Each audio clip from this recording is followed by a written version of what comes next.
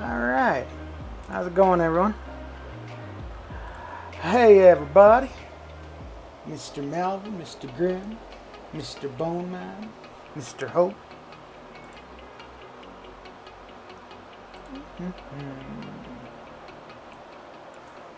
Alright, so let's start off with using up some energy and getting some points in this mutant solo event.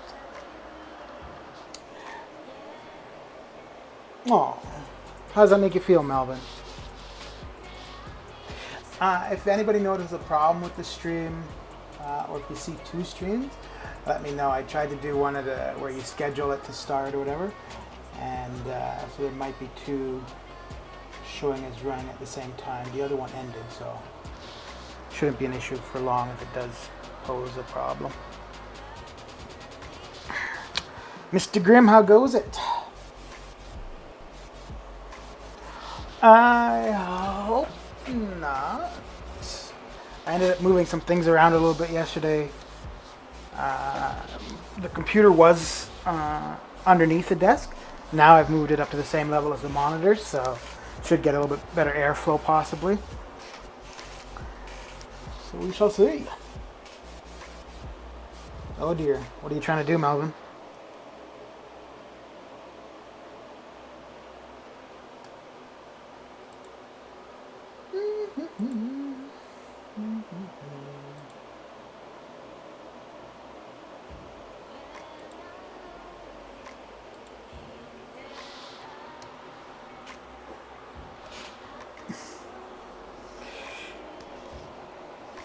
So what are most of you guys doing currently? Are you working on Arena or story quest stuff?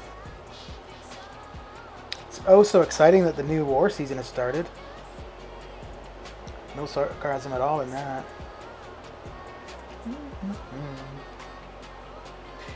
Item use. Ooh, actually I should probably get my, well, let me use up some more energy and then I'll get started on the 5 stars for Arena.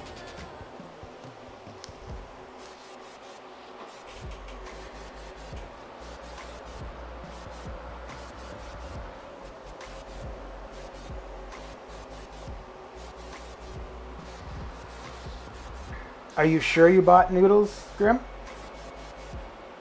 I mean, you don't want an incident like the other day where you were all excited about what you're about to eat and then found out you didn't have the right ingredients. I mean, that would be tragic if it happened again.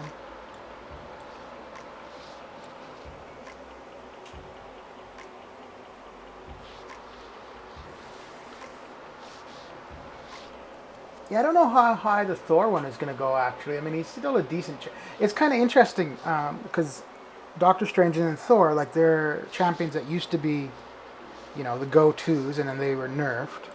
Now they're coming back out as 5-stars. I don't really know if people have an actual use for them, or if it's more kind of, oh, this used to be the best champion, and now I have an opportunity to get it as a 5-star, so I'm going to take that opportunity. But bow, bow, bow.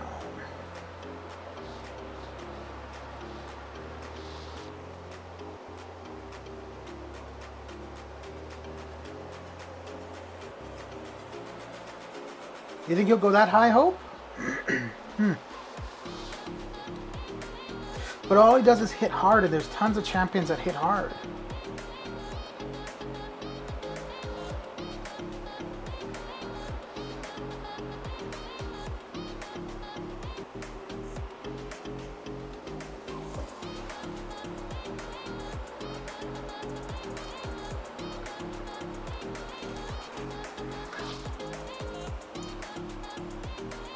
What's the temperature like for you currently, Grim? Although I suppose it's night, so it probably isn't too bad.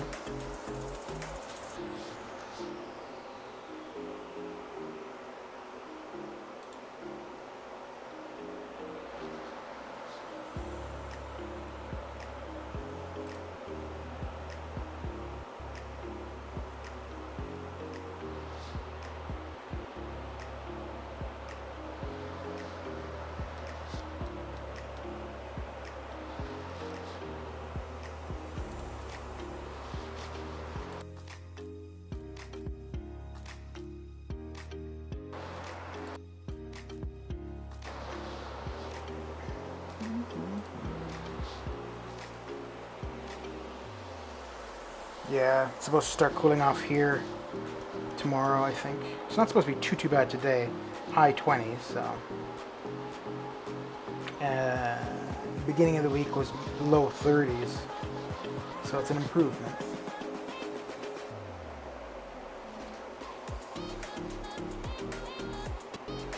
Yeah, and Thor only gains 3 armor breaks from his stuns. It used to be infinite, and then they nerfed it, I think, to 5 or 3.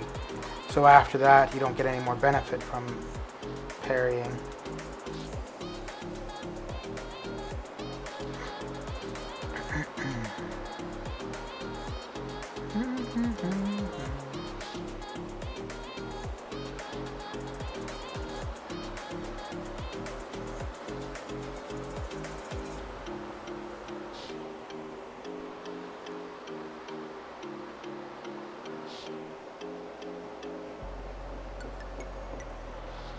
I had only been using my energy to farm revives and energy refills, but I figure I may as well use energy for the class solo events in the lower daily events, just to get some points in that, because you max out and you usually get a, I think it's a 10% attack boost, which it's not great, but it's better than nothing.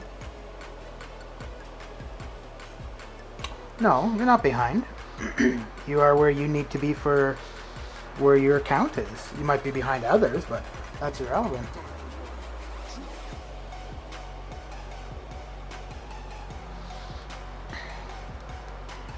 I suppose there is kind of that aspect to the game, like where you need to keep up with others. But then I guess that's where you have, different level alliances and stuff. So you find an alliance that's roughly your level, and you progress with them. If you find you're progressing faster or slower, then you find another alliance that's more suitable to where you are or where you want to be.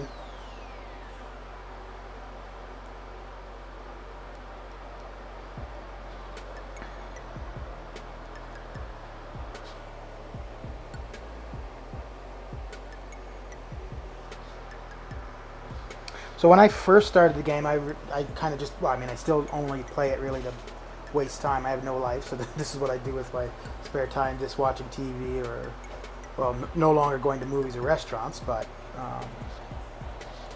that kind of stuff. But yeah, so when I first started, I had no idea about anything. So I sold champs.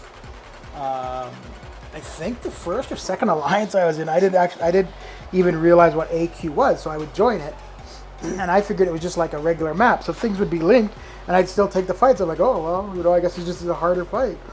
And then when I moved and had more time, so then I started going on forums, watching YouTube videos, and realizing the different aspects of the game. Then I I was like, oh, so that's what AQ is. I actually have to wait for other people to do stuff.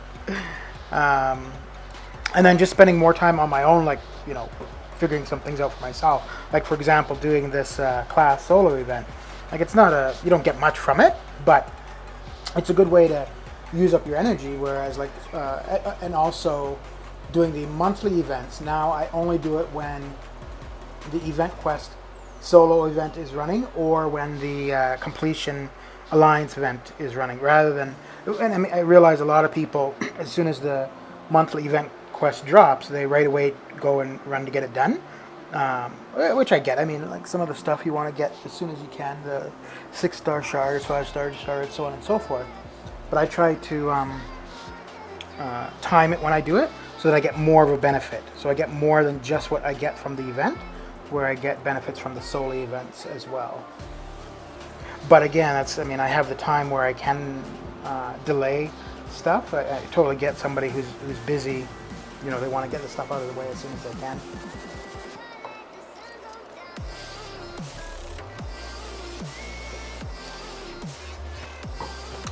Yeah, I hope someday I'm somewhat good.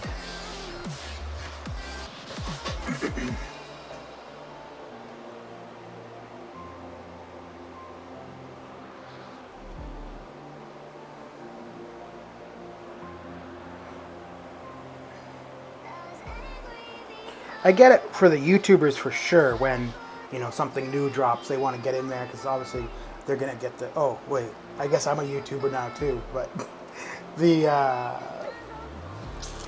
professional YouTubers, they want to get in there right away, because they're gonna get views for it and stuff. But for myself, I still prefer to kind of be a little bit more time specific when I do things.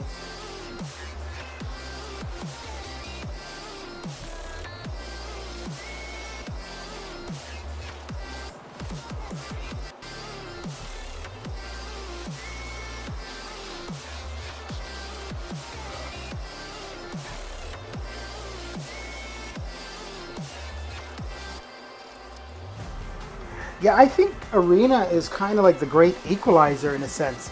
If you've got the time and you don't want to spend, it allows you to get shards, to get gold, to get units. So, and then it's good practice for fighting certain champs, right? Like, I realize a lot of people will try to avoid Nick Fury or Iron Man Infinity War or Annihilus. But if you're not good at fighting those characters, like in War or Event Quest or whatever, using Arena as a way to practice is really good, as opposed to doing duels, using your duel credits or whatever, because the duels are kind of boring. You don't really get anything from it. But at least Arena, you have incentive to win, because you get the win for one of your 3 matches. So, and then you get practice against that opponent.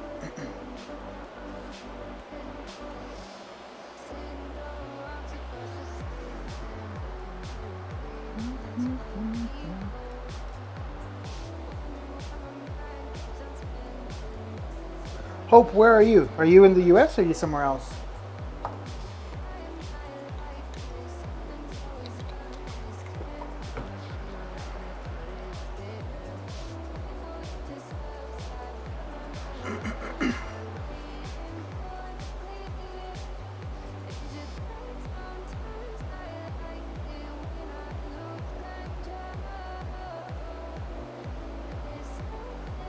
All right, Melvin.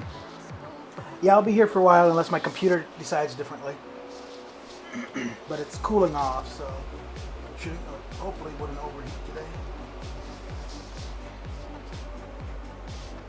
Are you gonna get me a present, Melvin?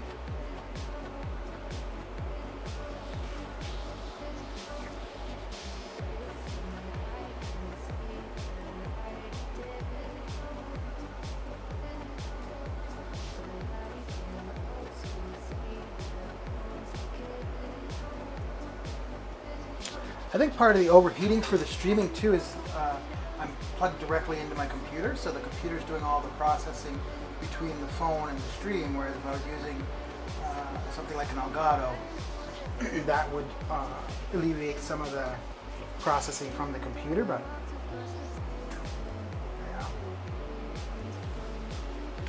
yeah, no presents for me, Tagger.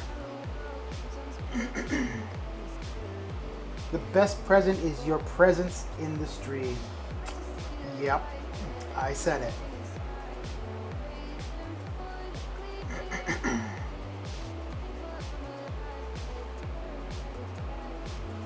Yeah, it's not even that old. And I mean, when I got it was probably mid or upper level. I've had it for probably 5 years this fall. Although to be honest, so the only real number kind of crunching thing I did on it was playing StarCraft and then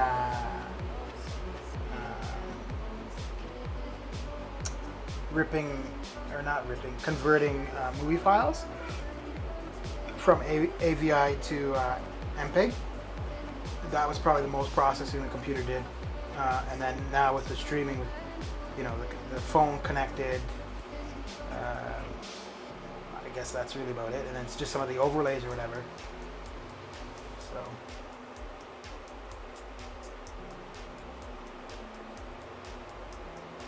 What were you going out for, Melvin?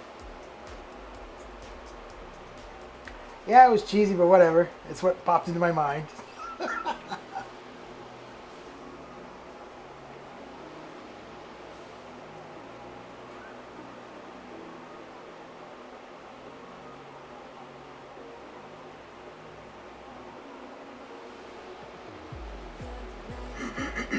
All right.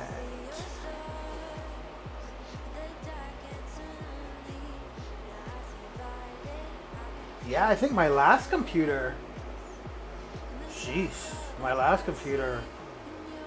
Well, I guess it would be about 5 to 6 years probably for that as well. But that was a big, heavy one.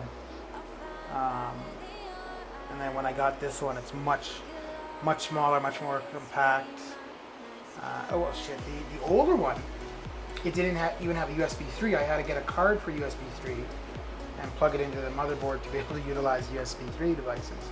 Whereas this one, it's got 4 USB 3 devices or slots.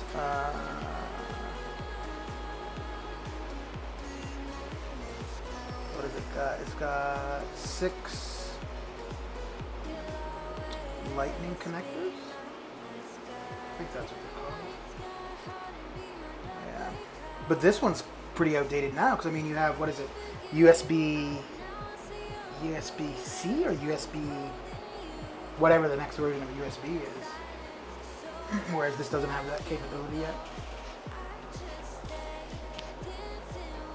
Your mom seems like she's not too sure she's coming or going, Tiger. Alright, let me know when you're back. Alright, let's get some arena going here.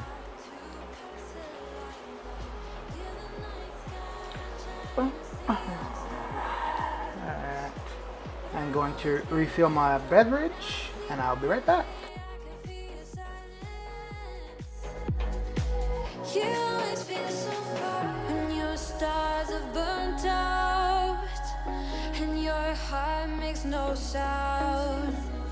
I'll find valid in your eyes. You'll always be my night sky.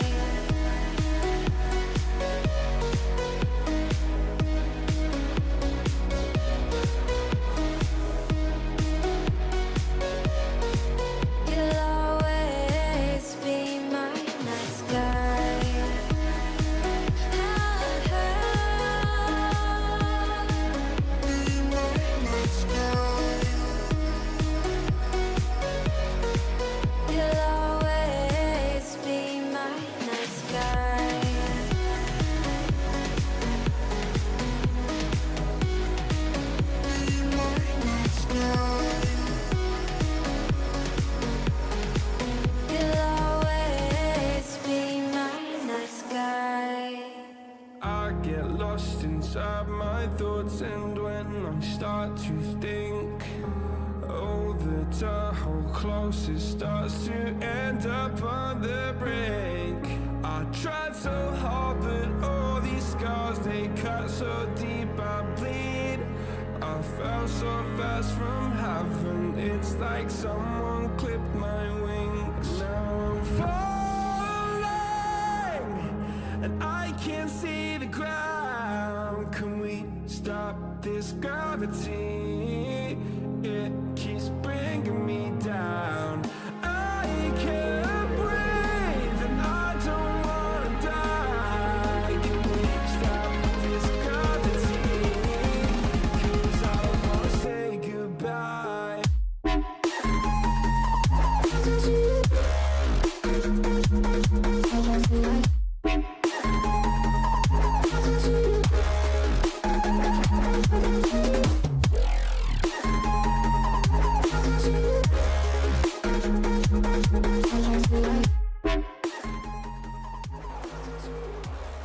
And returned I have.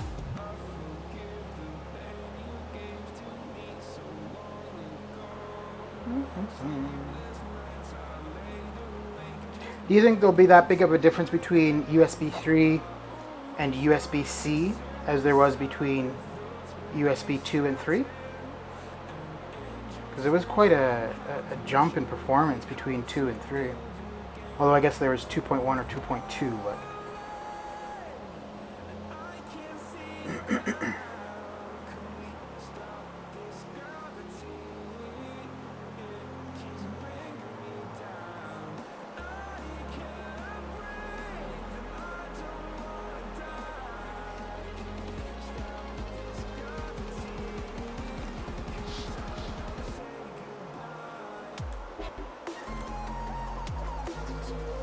My goodness.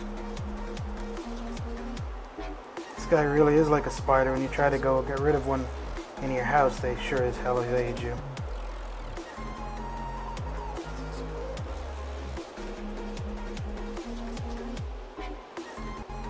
Yeah.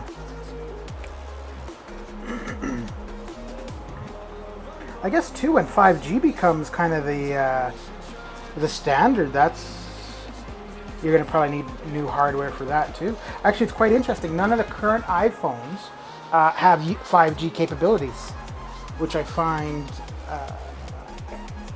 a little bit strange actually, because I mean, they've known for quite some time that 5G was going to be a used technology. I mean, obviously last year when they came out with their new devices, probably didn't have many places where 5G infrastructure was there, where it is there now and it's becoming more and more prevalent. But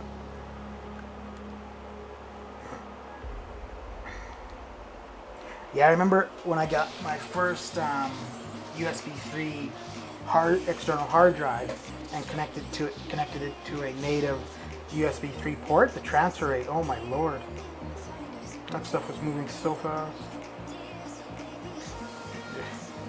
What? Wait, what did that say? Oh, okay.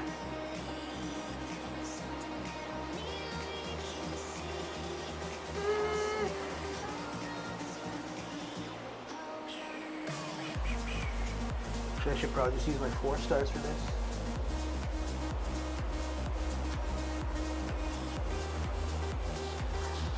Yeah, my family's first computer was a Mac.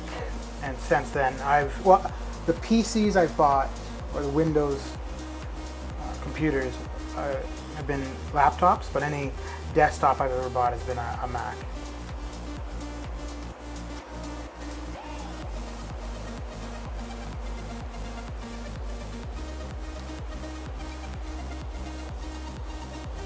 But I think as a family, we got the Mac because my mom was a teacher and the school was all Macs. So she went with that to be compatible with work. And then when I went to university, when I went to university, I hadn't really used Windows very much at all at that point. So at home I had a Mac, but at school it was all Windows based. Which wasn't bad, because I mean, for the most part, stuff at school was word processing, spreadsheets. I did some programming, some C programming, and the compiler would only work on a Windows machine.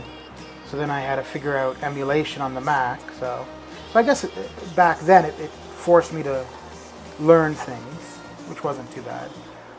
I think if I were to buy another computer, as it is currently, I would still go with a Mac. There's nothing that I do. I don't do any substantial gaming. Majority of gaming is on the phone. The only computer game I play is StarCraft, which is available on the Mac. I don't think I'd get into video editing. If I did, though, there's iMovie. The streaming stuff so far that I see I'd be interested in doing, I've been able to do on the Mac. Yeah.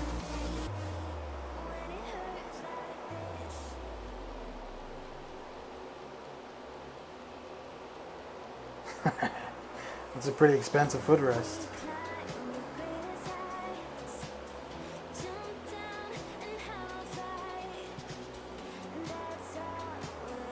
It's funny, when I was first getting into computers, everybody was dead set against Apple, because I mean, they weren't that prevalent, right? Like, I think in the mid to late 90s, they had about 10% market share as far as personal computers went. So people were like, oh, who would use a Mac or whatever. And now, as far as like the mobile devices, because they are kind of the dominant force there, so it's kind of gone the opposite, right? Like, it used to be such a niche thing, and now it's just, it's so common.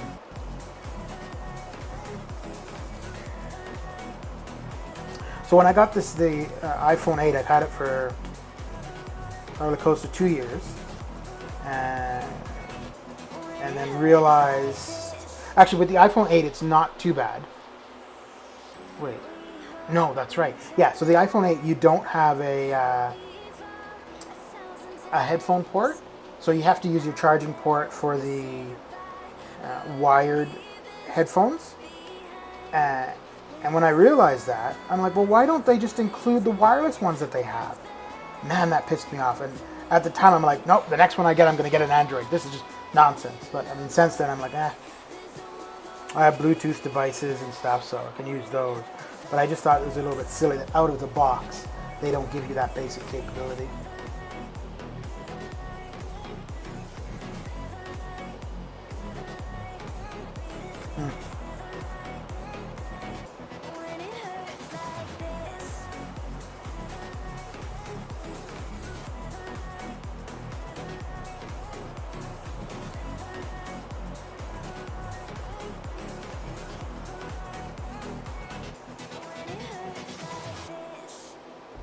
Yeah, you can send me a screenshot. You can send it to me on Twitter.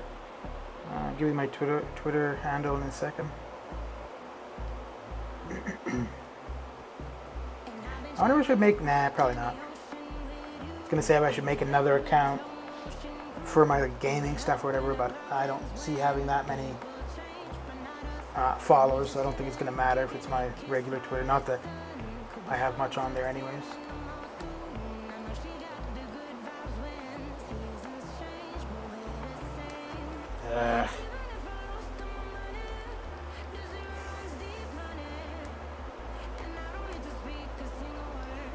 Come on, there we go. Oh, you think so, eh?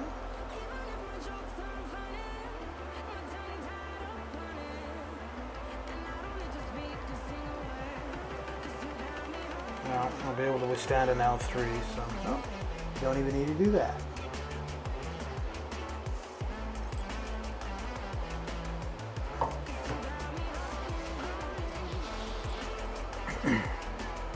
I know the school board for Scotland, I think it was the mid-90s, they signed a contract with Apple where they were going to go with all Apple products. I doubt most schools would be doing that kind of thing anymore. But I think that at the time they were one of the biggest purchasers of Apple products, because that's what they had done. They had targeted education institutions with the idea that as a student, as a young student, you would get familiar with the Mac products, and then as an adult, you would continue using their products. Whereas Microsoft went to the business community right away, and I think that's why they became the standard, really.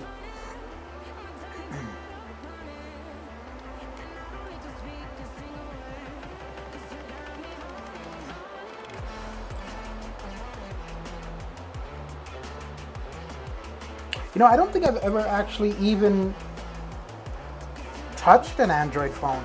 I've seen people using them for sure. I've definitely never had one for my own, but I don't even think I've, like, even, you know, just, oh no, there was once.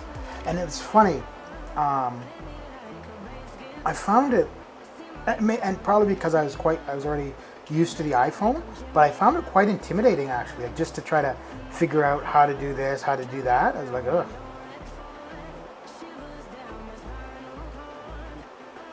Whereas my first iPhone, which is an iPhone 6, like, turned it on and right away, it just seems so natural. Although obviously I was familiar with iOS, but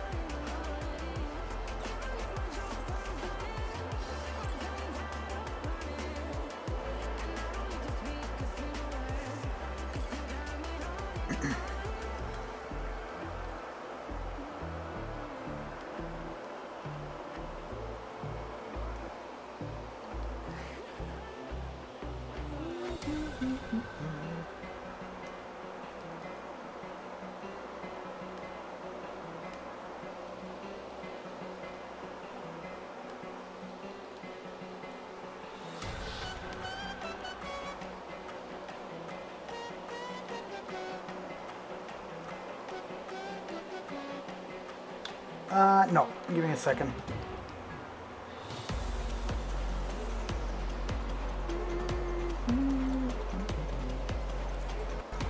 Twitter.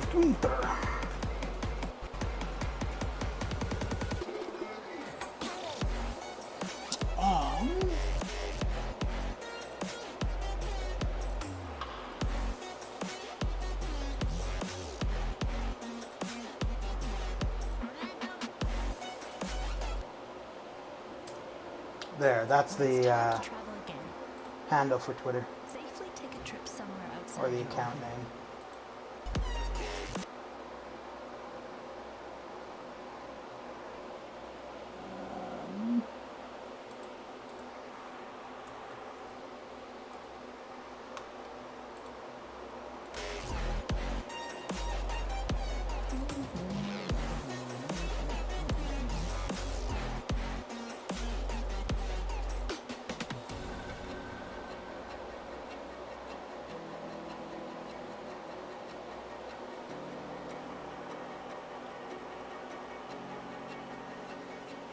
Oh, exciting times. I've got a new follower on Twitter. Oh boy.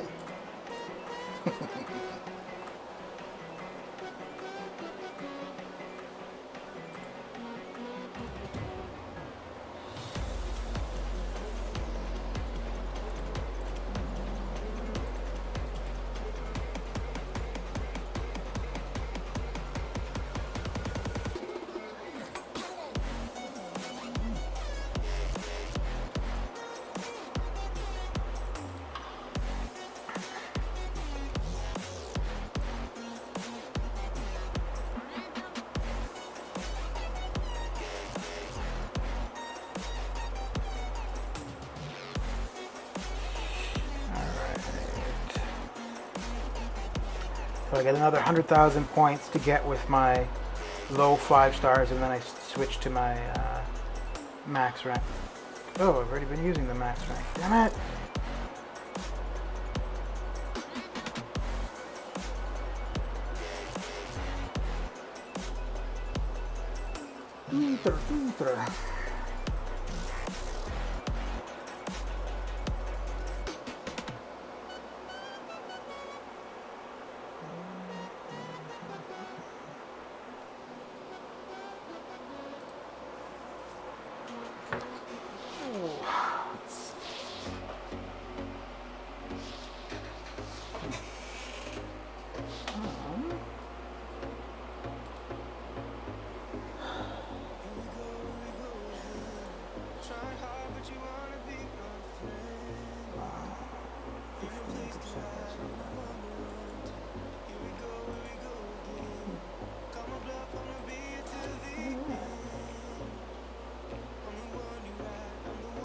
All right. Discord.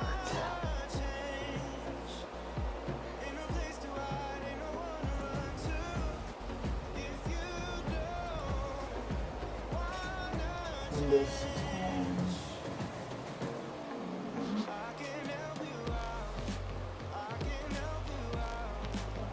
16 gigs of RAM.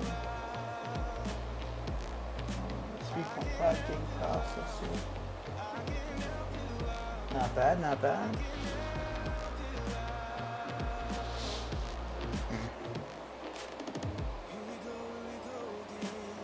So how do you find that runs for you? Pretty well?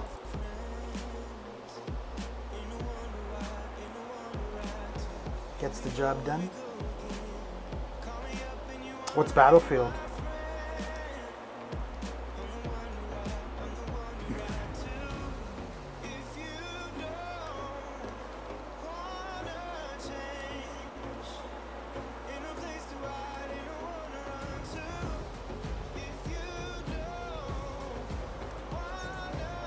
You're at 16 gigs of RAM, right?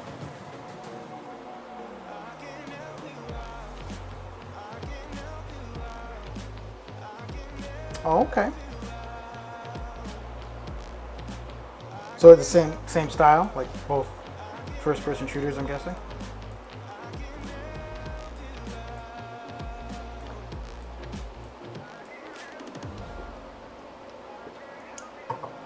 Okay. Have you ever played Anthem? I think it came out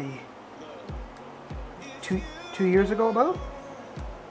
And it looked like it was going to be so awesome. I don't play PC games at all, but when I was seeing the previews and trailers for it, I was really considering getting a PC, man. And then since it's been out, I don't think it did very well at all. I don't know if it was lacking in stuff for people to do, or if gameplay was bad or whatever. But I know it just didn't. It didn't do as well as they were expecting, which is too bad because it looked so cool.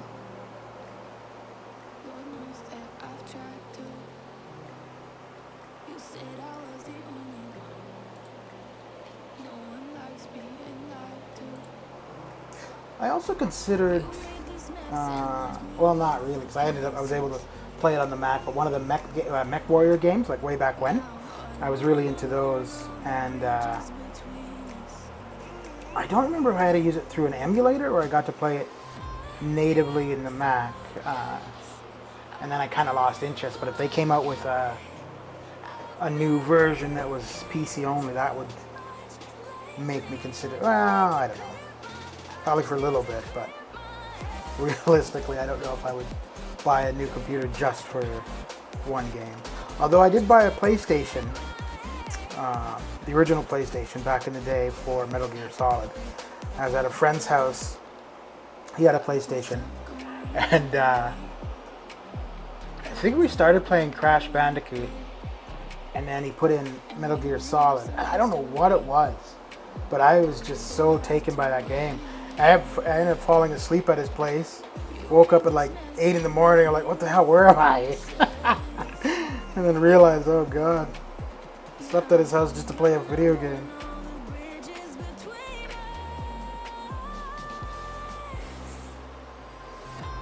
Yeah, I don't know what it was that I really liked about that game. I think I played one or two of the sequels, and it didn't really have the same. It was still fun, but it just wasn't the same as that first time playing it. Oh dear, Hyperion. Come on now, man.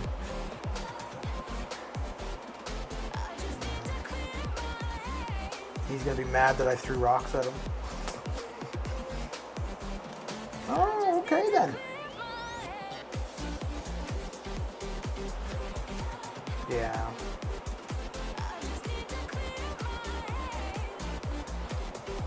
So would Metal Gear Solid be considered a first-person shooter? Or would that be considered a different genre?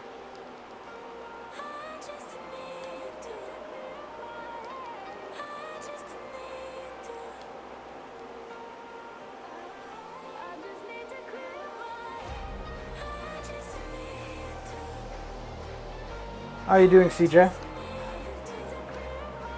Yeah, I had Tomb Raider 2. Did I have that? Yeah, I guess I must have had that on the PlayStation as well. I didn't really get it. So I have a terrible fear of heights, and I can't complain. I'm doing all right. I have a terrible fear of heights, but I'm okay like on a balcony. Well, I'm okay on a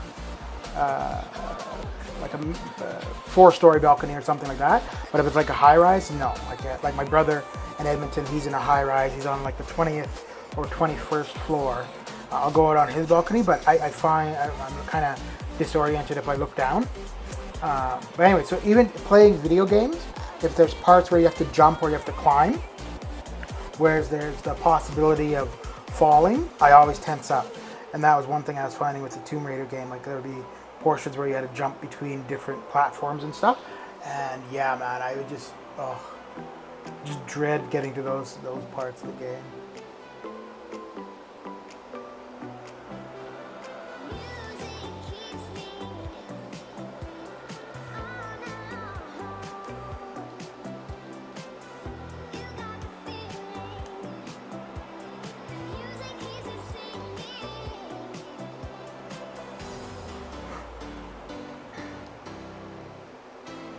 Where are you located, CJ?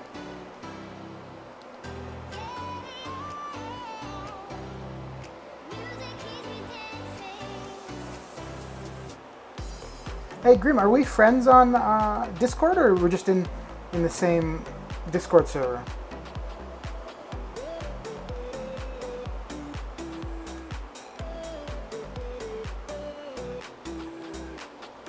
Oh, okay. So you're not being affected by the fires yet, are you, CJ?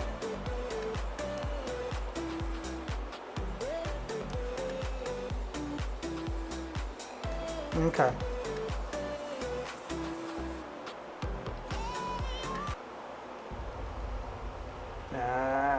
Go away. I guess I could have waited until after this fight to skip the ad, but...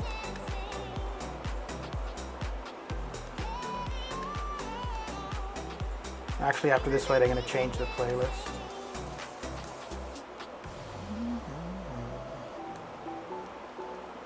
Or not this fight, this series. Really, eh? And wasn't it bad last year too, CJ? Like, weren't there a bunch of fires last year as well in California? Well, I guess there are often, but like they were quite bad last year too, right? All right. Very good. Very good. I like that.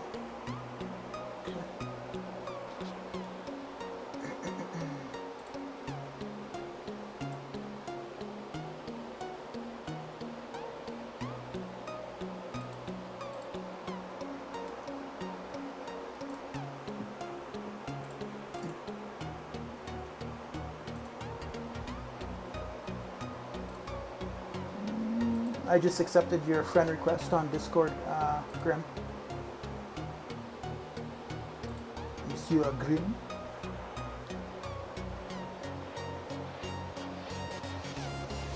Yeah. Yeah, that's kind of interesting, eh? Like, so last year we had the fires, the California ones, which, like you said, happen every year. But I think it was last year, maybe the year before, where they're saying like it was one of the worst seasons for it. Then you had the fires in Australia, you had the fires in Brazil. Like, man. And now we've got the, not fires, but other situation. Ah, okay. So you do that so you can ignore people and they don't actually know you're ignoring them?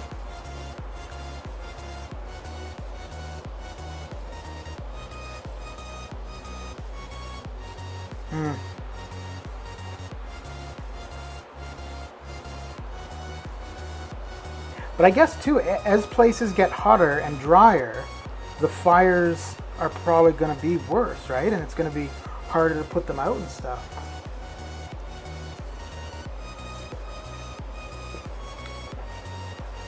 I don't think they dispute that it's getting warmer. I think the disagreement or discussion or whatever is the cause of why it's getting warmer. Because I don't think, like, if you just look at hard numbers, right? Like if you look at what temperatures were in the 1900s and the 1950s, so on and so forth, I don't know if you can dispute that, because that's what it was. But you can definitely argue the reasons behind it, right? And I think the big argument is how much humans contribute to it, as opposed to it's just a natural thing.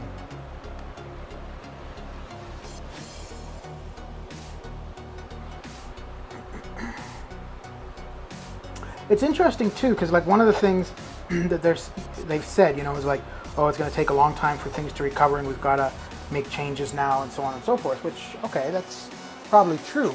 But then when you look at, like, what was it, from February to April, where people were staying inside and stuff, and then you had all of these pictures of places, like places in India, places in China, in the States, you know, where you have a lot of air pollution. You can't really see a distance, very far in the distance, and then you're seeing these pictures where the sky looks so clear, right? Because of so little human interaction, so less pollution. But then again, I suppose something like that is a lot quicker to clear up, as opposed to, you know, like polluted waterways and things like that. Yeah. Yeah, I used to do that. I used to have ICQ, and I would leave it showing me as offline all the time, even though, like, I was there and available or whatever. But then I would wait until somebody came online who I actually wanted to speak to, until I would respond to any messages or change my status. Now I just show online as whatever, and if I don't want to talk to somebody, I just ignore them.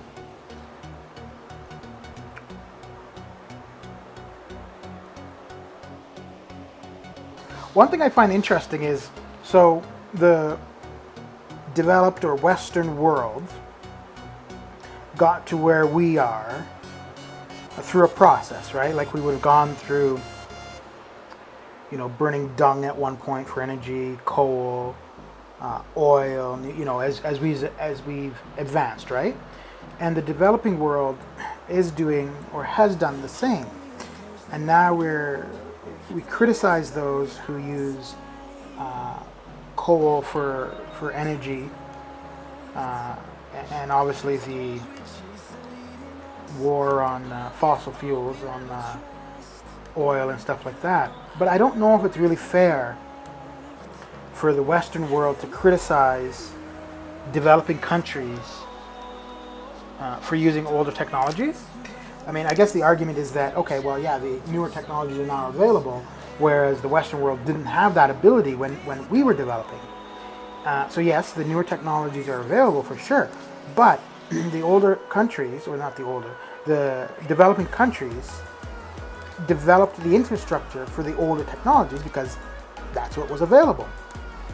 So for them to change that, to go to the newer technologies, they've got to change their entire infrastructure. And I don't know if that's realistic to expect that now. If the Western world were going to provide that ability, then so be it. But I don't think that we can just say, hey, India, or hey, China, you know, you can't use coal, you've got to go to nuclear power or solar, wind, or whatever it is that's not as harmful to the environment. When if you look at it, for the time frame that they've been using the dirtier methods of energy production, the Western world had used those methods much longer.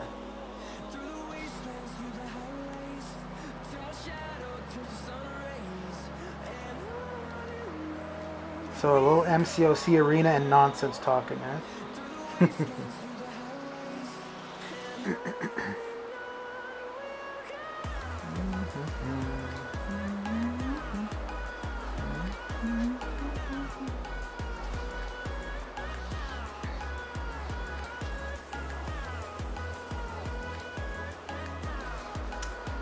Yeah, but the thing is, I think doing that, somebody has to bear that expense, right? And I think the more developed, richer countries can afford it. But for whatever reason, we're not supporting the... And if we do, there's strings attached, right? As opposed to saying, hey, you know, we all live on this planet. The less we pollute, or the less you pollute, the better for all of us.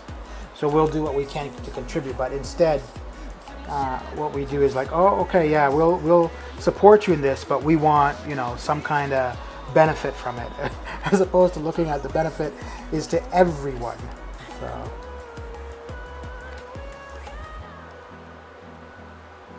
I don't know, man. I think, and I mean myself, no different than anyone else. Obviously, I want to make money, or, you know, not to be rich, but just to be able to sustain myself, right? And I think, you know, any company, any country wants to do the same. Oh, okay, good. This is good timing to skip an ad. Any other country wants to do the same. But I think you have to look at the bigger picture in some circumstances, though.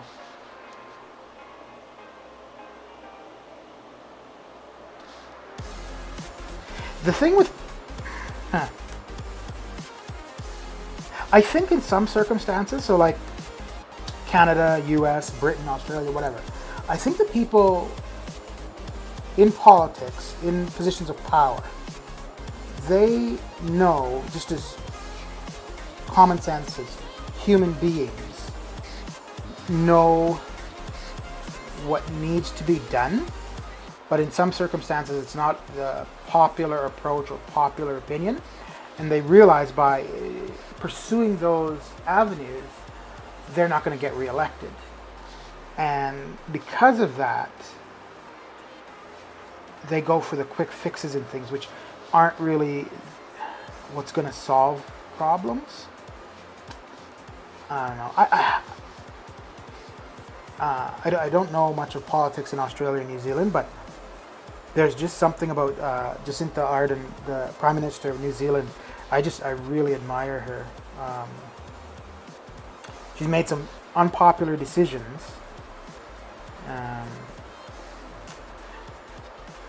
I think I agree with her stances on some of the things.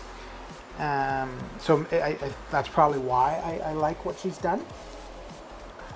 But I just like that she took a risk to do what she thought was right, even if it wasn't popular. Now, if I don't know how I'd feel about it if I disagreed with what she had done. I don't know if I would admire the risk that she took, but probably because I agree with what she had done, that's probably why I admire it. Because I'm sure there's people who don't like her viewpoint on certain subjects and would feel differently, which fair enough.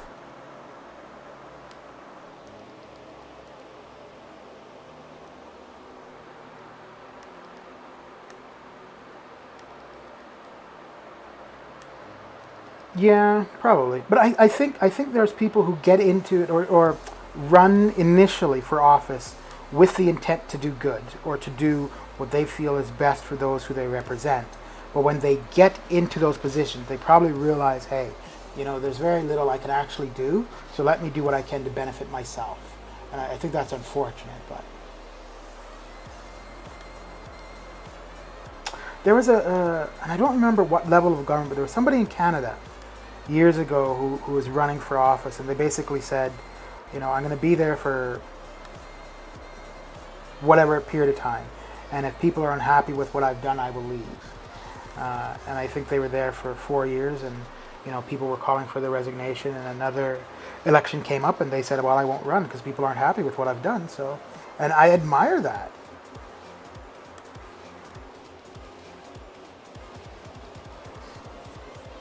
Yeah, I don't think corruption can be stamped out, though. Unfortunately, I think that's part of human nature. Doesn't make it right or whatever, but...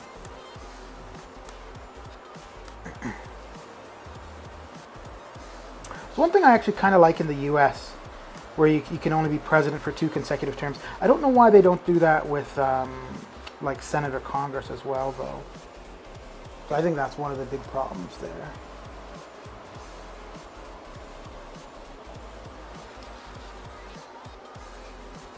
Because I could see that being a potential problem for Canada, where there is no limit to how long a prime minister can serve, just so long as they continue to get re-elected, they can be prime minister.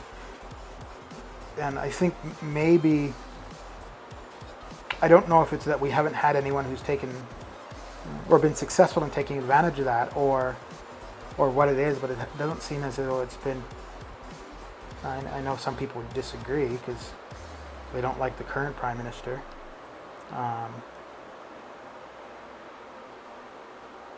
But it doesn't seem like it's been a huge detriment to Canada.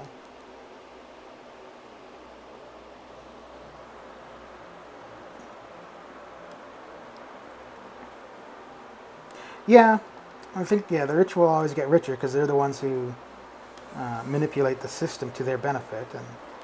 But again, that's where I was saying, like, kind of human nature, right? I think, for the most part, if any of us had those opportunities, I don't think we would make decisions that would benefit or hinder us, or that would benefit somebody who isn't in our position, or make decisions that would be detrimental to us, right? We're going to always look out for ourselves first. But I think we can do that while benefiting others as well.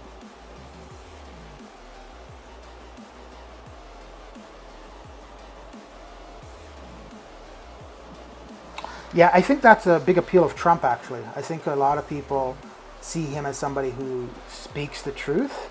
I don't know if he...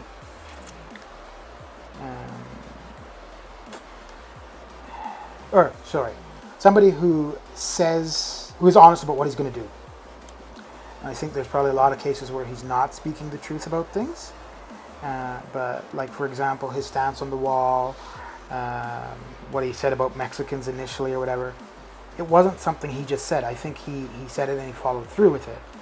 And right or wrong, I think people, not necessarily the content of what he said, but that he stuck with it. I think people liked that. Because you knew where he stood.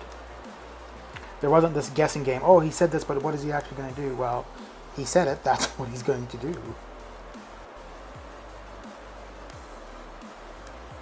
I don't know if you had the opposite, though, of somebody who said, they're going to go in and do all these good things and be of a benefit. And if they actually were that way, I don't know. Yeah, I don't know how the reaction to that would be.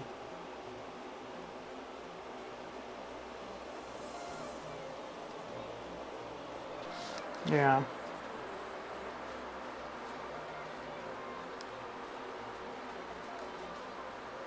I mean, that's kind of the idea of in economics of the invisible hand, right? Like, if you start a business as a sole, like just you, and you're out to make money for yourself, to provide for your family, so on and so forth, and your business is small, you can do it, right?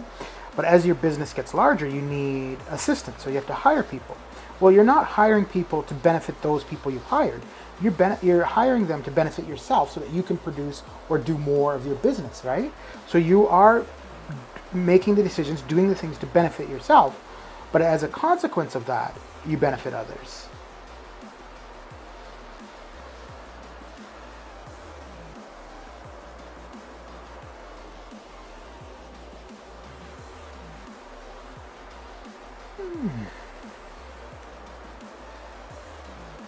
I was kind of surprised that Jacinta Ardern postponed the elections in New Zealand, actually. So I think they were supposed to be quite soon, but I think they're postponed now to October, which I don't know. Like, I don't think anything's going to change by October, so I mean, I'd just be kicking the can down the road.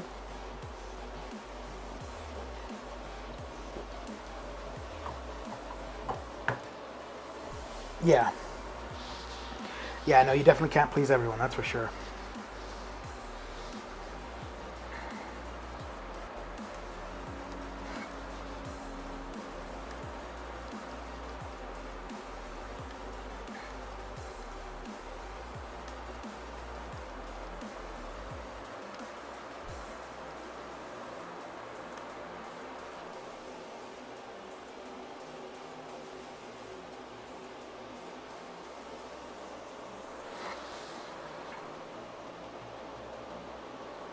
Yeah, But I mean, like the invisible hand principle is that you're not hiring them, you're hiring them to benefit yourself. And as a consequence, it benefits them. Like you don't start a business and say, hey, I'm meeting what I need to do. I'm selling as much of my product as I can. Yeah, I can't really do any more anyways, but I'll hire other people. You get to the point where you're like, you know what, I could do more, but I need more manpower. So that's why I will hire more people. And as a consequence of that, I provide employment. However, that being said, I think that's where government is supposed to come into play somewhat, right? Like they're not supposed to be trying to benefit themselves, the government. The government is supposed to benefit the people they serve. Obviously, that's not what happens, though. Yes, absolutely, CJ. I think that goes for personal relationships too, right? It's not what somebody says they're going to do or who they are, it's what they show you. However, that is harder to pay attention to, right? It's easy to hear somebody say everything you want them to say, and then just take that at face value, as opposed to, I'll just wait and watch what you do, right? Because then you actually have to pay attention. It's the onus is on you somewhat. Yeah. That was one thing I thought was very interesting when Trump was running. And it makes sense, but for whatever reason, I'd never thought of. So basically, he said, we're going to do all of these things, but he never said how they're going to do them. And I always thought, as a politician, yeah, you could say you're going to put a man on the moon, but you have to say how you're going to do that, right? Like, oh, we're going to develop the space agency, we're going to develop, the ability to put a vehicle, and so on and so forth. But basically, Trump, we're going to build a wall, and Mexico's going to pay for it. Well, how are they going to pay for it, right? He never gave the specifics. And I always thought that if you're promising things as a politician, you have to show how you're going to get there. But I guess not, right? And maybe that's exactly what I was saying, or what CJ was saying, with it's what people do, not what they say, right? So at least like for the development of the wall. And also Trump initially said they were going to ban Muslims. He tried to do it. The courts prevented that. He never said how he was going to do it, but hey.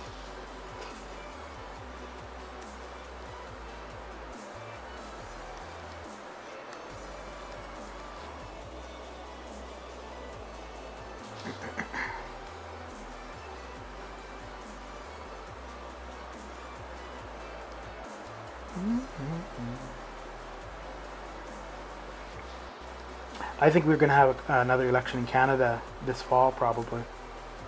And I think it's going to be interesting because the opposition parties are going to try to bring down the current government. I think they will. However, I think when we have the election, I think our current government is going to end up in a stronger position. So it's going to actually backfire on the opposition parties.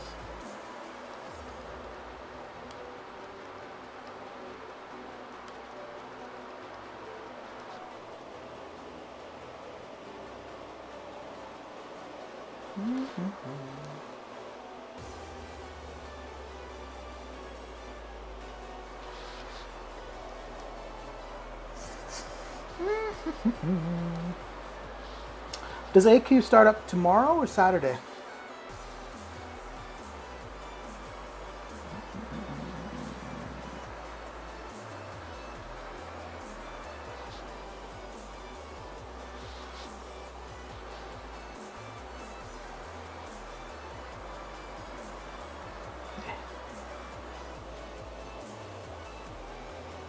Yeah. Well, isn't the kind of the cutoff date like 21st of this coming? No, it's the end of this year, right? Like by the 1st of January 2021, you're supposed to be done.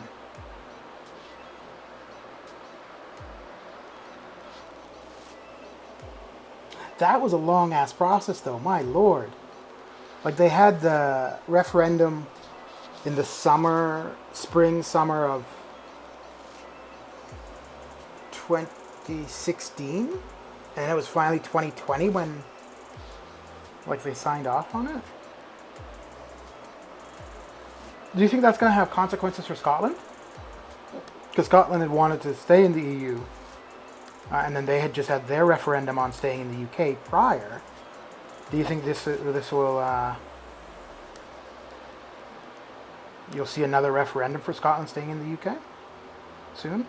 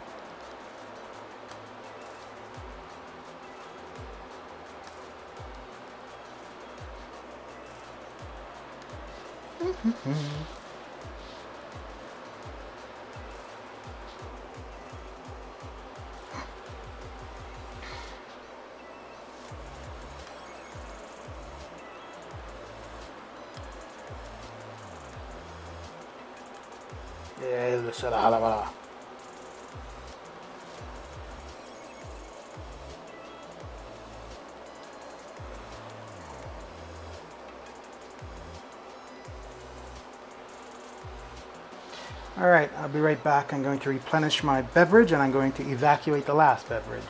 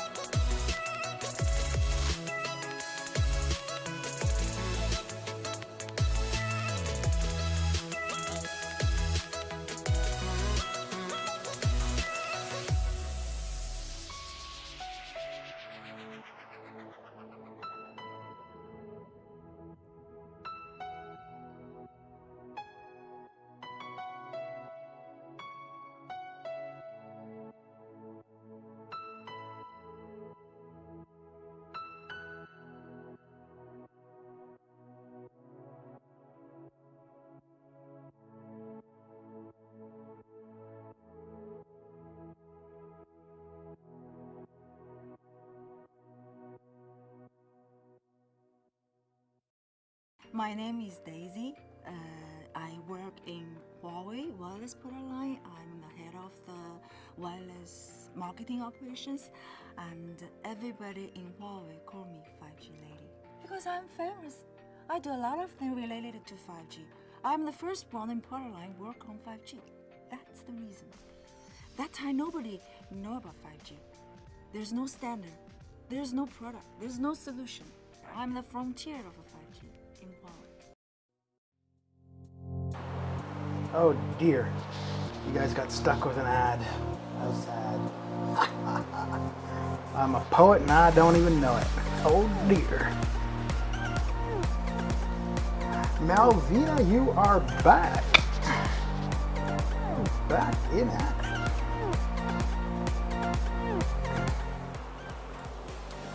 Bum, bum, bum. No, it's not small bladder, it's old age. Maybe they're the same. Hey, I was just wondering about this. So, most of the YouTubers you'll see, they'll be doing a stream for like probably about 2 hours or so, and they never get up. So, do they have something attached to themselves, like under their table? And if so, where do I find such a device?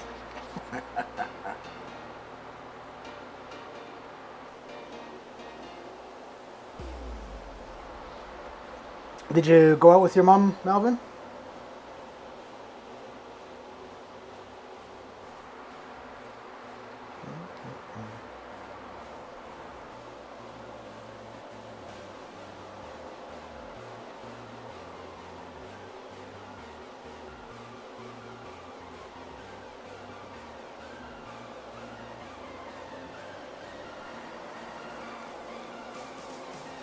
Wait, so you just abandoned us for no reason, Melvin?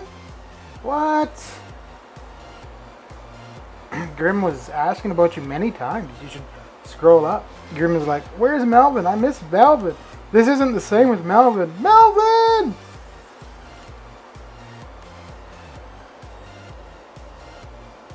Ah, okay.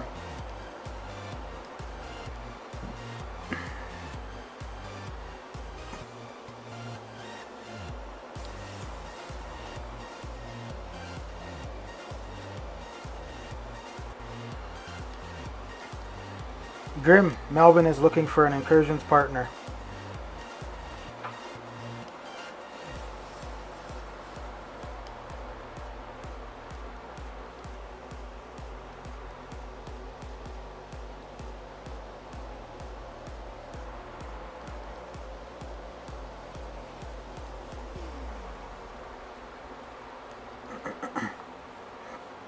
It was kind of strange that they canceled that. Well, not strange, I guess, but they canceled that show while it was still so popular.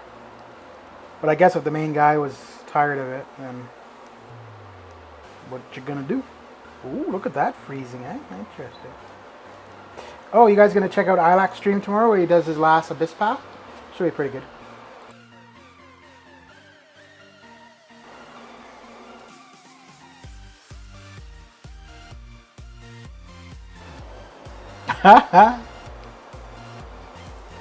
So the troll just got trolled, eh?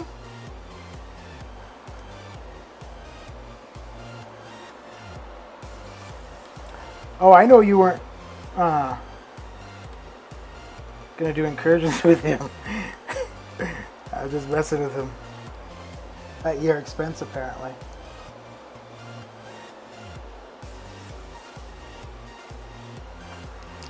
Yeah.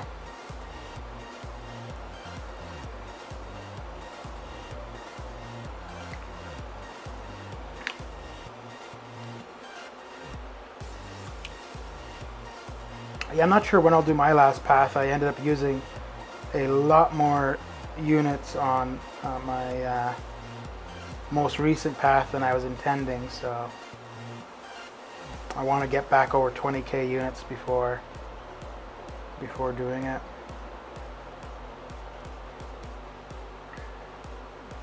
I don't expect that I'm gonna. Oh, Mr. PC is here. Okay, everyone, settle down now. Calm yourselves. Behave. We have to be politically correct now. Yeah, I don't expect that it's going to cost me 20,000 units. I just want to ensure that I've got like a fair amount of units on hand if the Vision deal comes back around or something like that. How's the work going, June?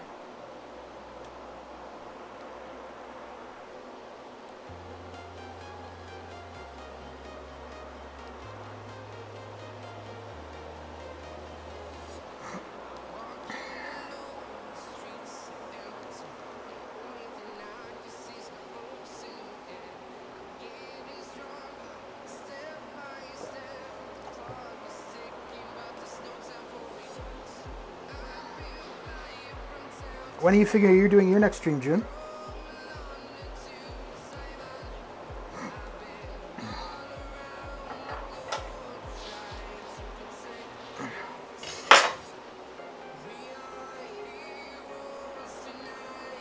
Very good. Taking a break currently, are you?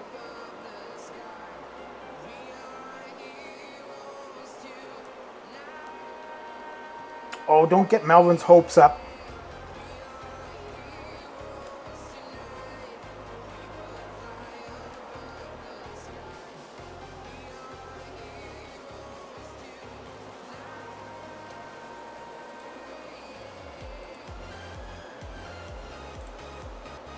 Lay that smack down, Melvin. Lay that smack down.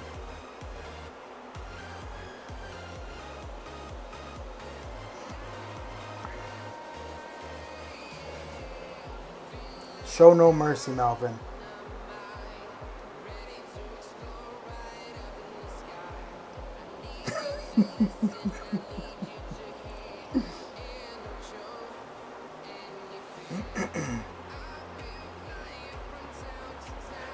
With great power comes great responsibility, Melvin.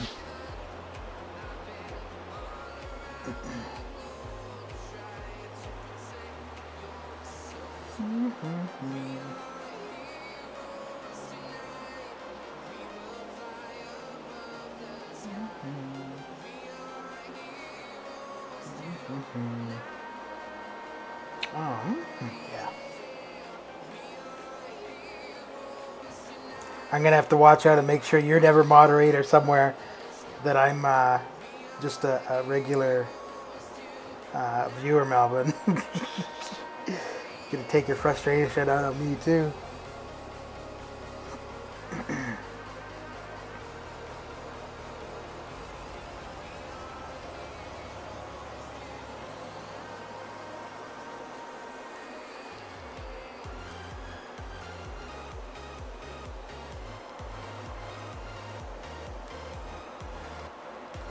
Are you a mod on anybody's channel, Melvin?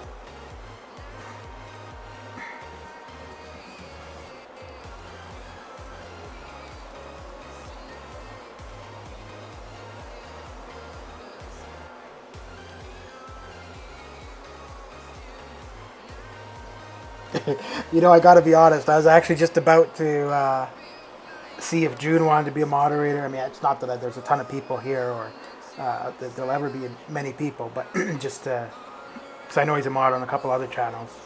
I was just about to ask him before I saw your comment, Melvin.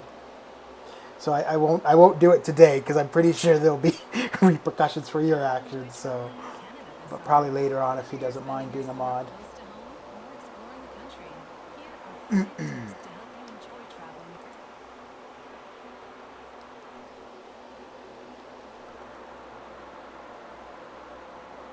I gotta figure out a way to do this, the music, a different way where the ads don't pop up. Something to look into, something to look into.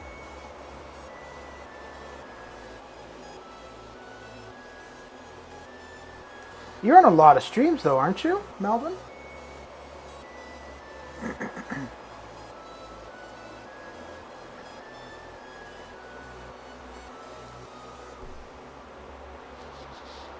So I really don't get what the appeal is of being a moderator on a channel, to be honest.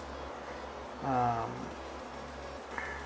guess if you want to help somebody out, but there's quite a few, at least in BG streams, where I see people that I don't recognize that are like, "Oh, you should make me a mod," and it's like, well, he's not familiar with you. You're not here consistently, and I mean,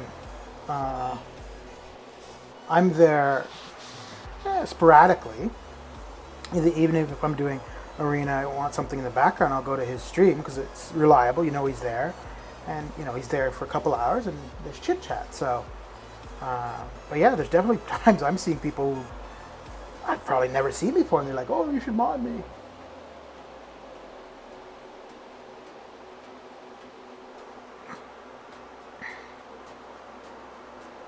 So, Melvin, when you're normally like chatting in other people's streams, are you usually doing something within the game, or you're just like in the chat, or usually interacting in the game itself as well?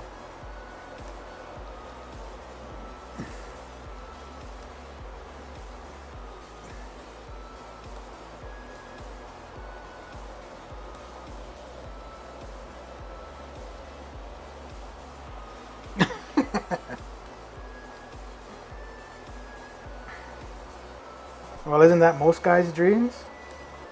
Or dream?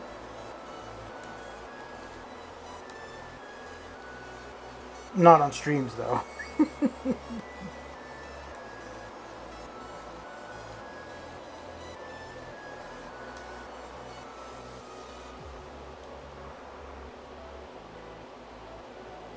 Okay. Yeah, I liked, and it's one of the reasons I was started consistently showing up in Lakers streams was when he's doing the arena is around the time when I start the arena as well. And I just found that for whatever reason, maybe it's just because you're concentrating on something else, but I get through the arena matches much quicker when I'm when there's something in the background, whether it be watching a TV show or listening to somebody on YouTube. Although funny enough, though, if I'm listening to the news and trying to do arena, I don't find there's any benefit. It doesn't make it go any faster.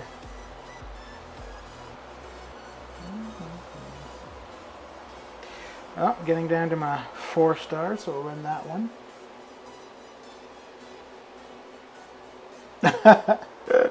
Are you a mod on Putrid Stream?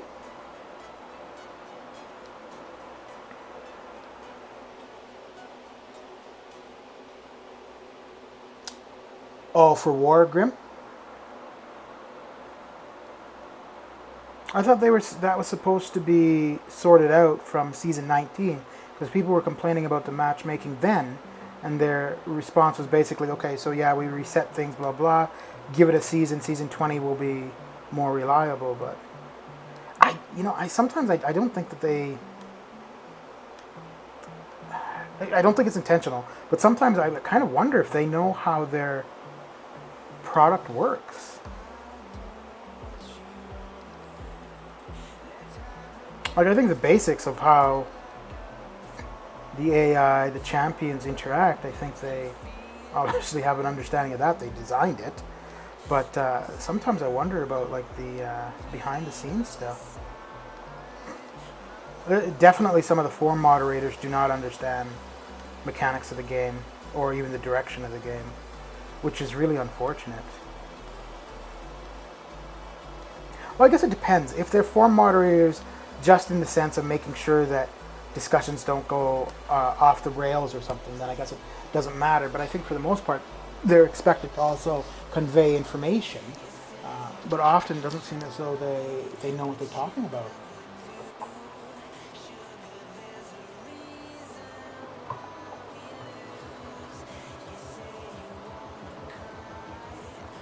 So are you guys grossly mismatched, Grim?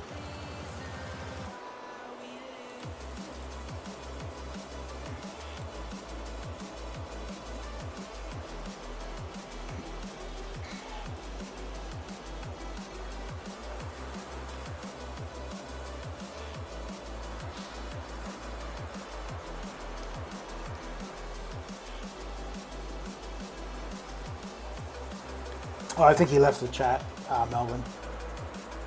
I think you upset him so greatly that he's got to go and take some personal time.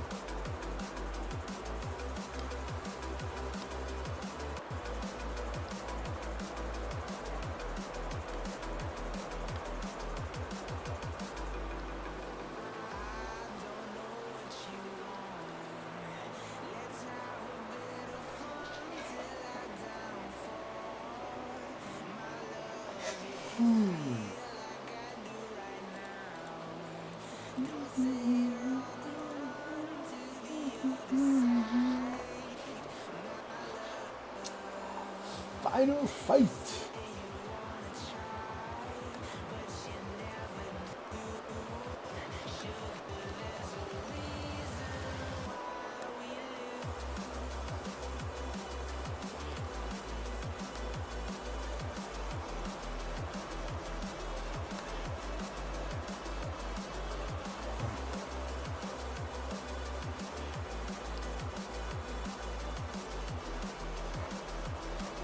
Oh, what?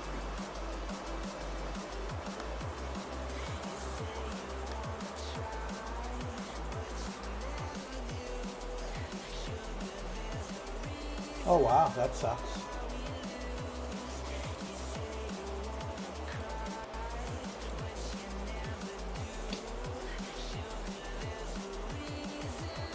Yeah, there's quite a few alliances that do map 5. Oh, in chat. Another ad. My goodness, man. When will this nonsense stop? Make the pain stop.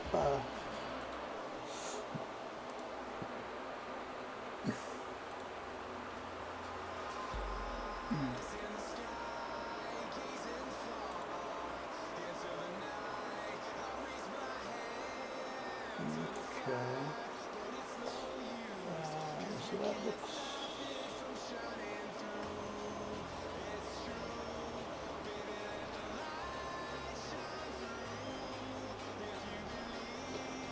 Melvin, you can go on the forums.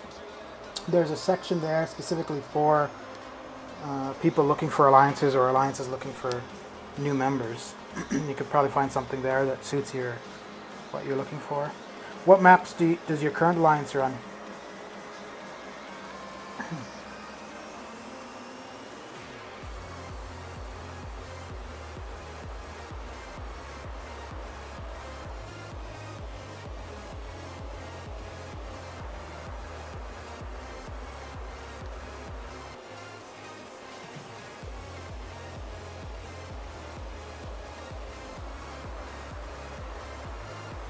Ah, crap, I should have moved Hyperion down. Well, no heavying, I guess. No heavies for you!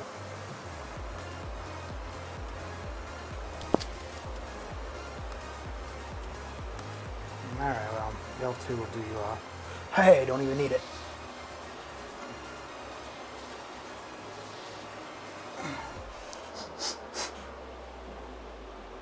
One through 4. Yeah, you should be looking for at least a map 5.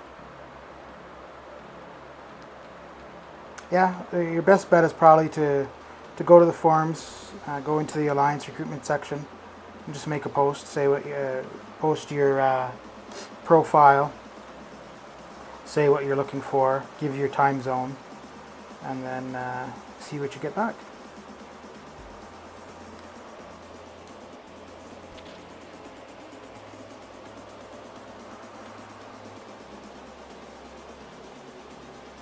Yeah, you could also look in global, but you'll probably get a lot of troll comments too, though. That being said, that's how I ended up in my current alliance, and I've been here about 2.5, 3 years. I knew I was leaving the alliance that I had been in currently, and I had been looking on the forums, and then I just put a post in global, just said whatever my rating and prestige were at the time. Looking for AQ, I think it was 5 or 6, whatever. It was maybe 75 words.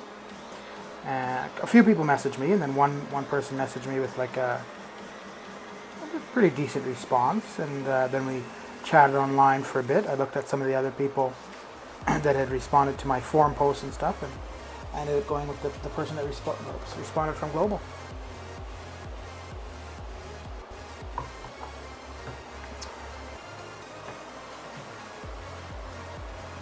You have me on Discord, right, Melvin?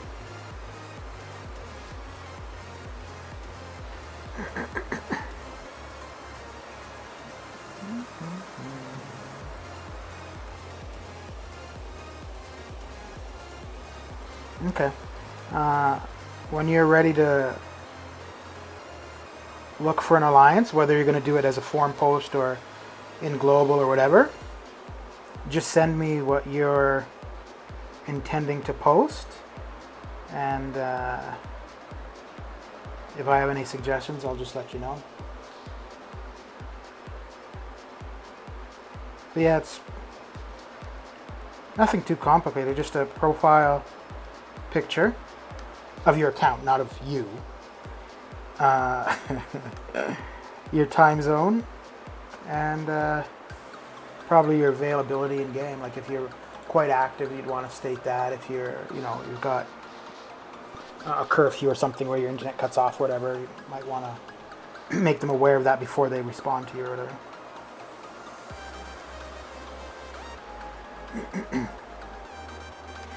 But for the most part, though, when you're looking, the more concise and put together your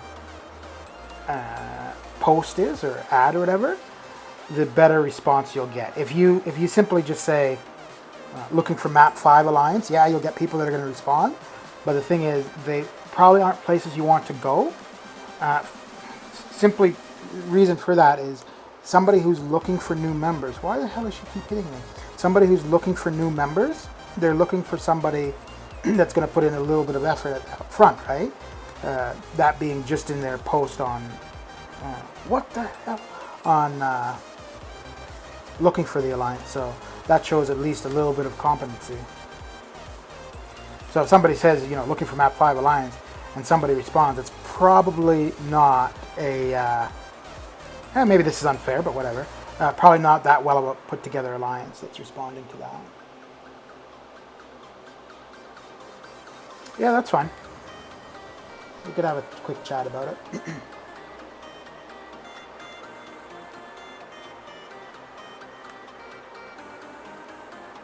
You're not Grim? I thought you were Tinder 2.0. What are you talking about?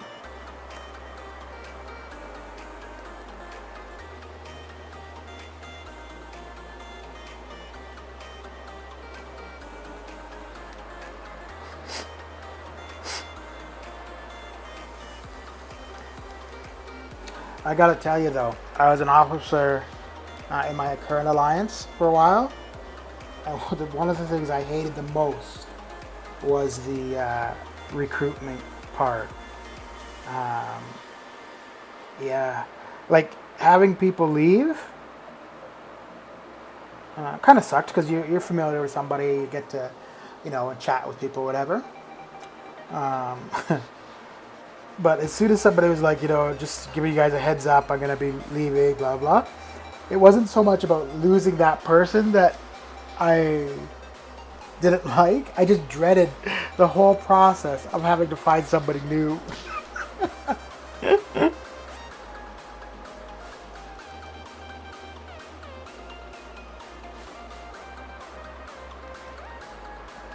Probably voice chat, Melvin, would just be more convenient for me anyways, because I could still be doing stuff and just talking. But if you write up something, I don't think any more than 100 words, I'll just have a look at it and to see if it covers the basics of what somebody would be looking for.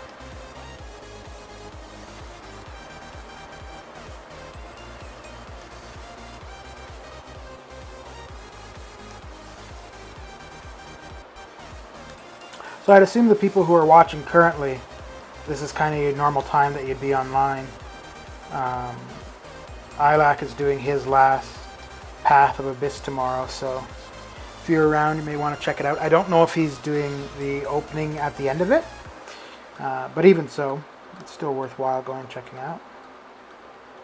And I find it really beneficial, like, especially if you're at a point where you're thinking you're going to be doing the Abyss sometime soon.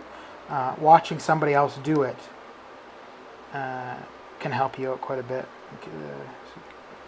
Take down pointers and stuff of things that work or don't work.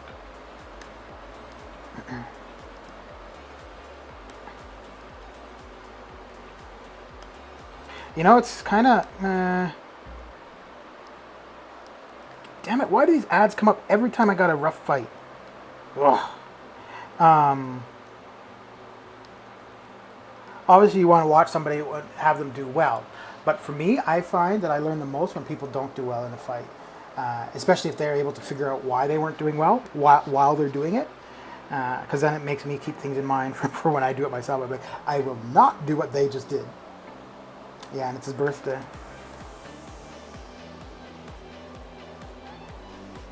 What do you do for work, CJ?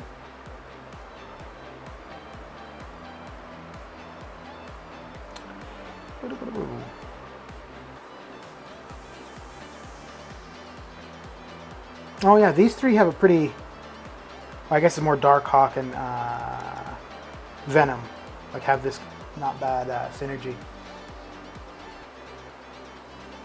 And then Agent Venom just gives a health boost.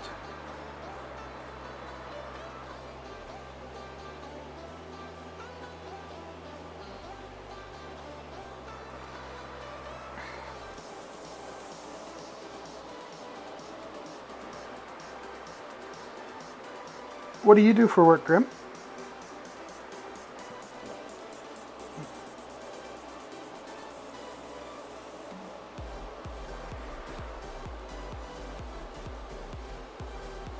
Okay.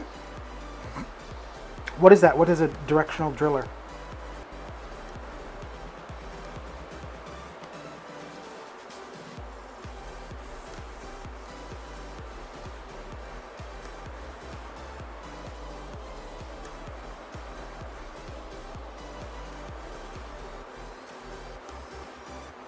What the hell is this freezing? I'm assuming this is a game and not because of being connected to my computer. Oh, okay. So have you seen much of an impact, CJ, with the decrease of prices in oil?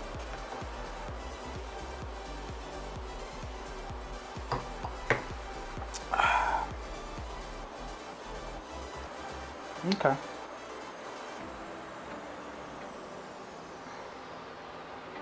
How long have you been doing that kind of work, CJ?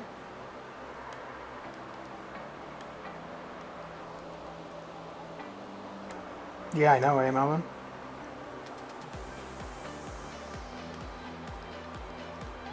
I think and hope after I moved some stuff around yesterday, I don't think it should get as hot.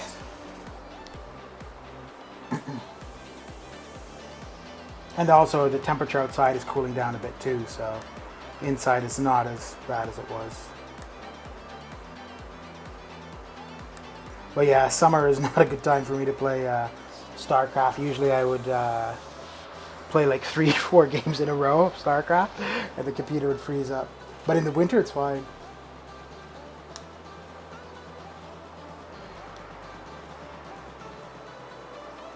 "20 years, that's a while."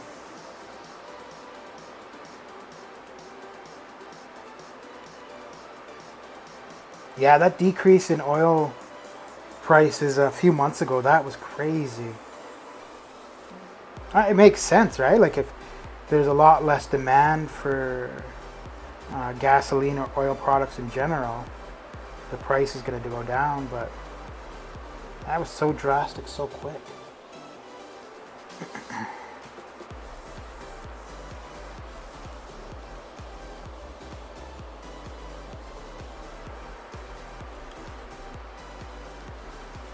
Uh-oh.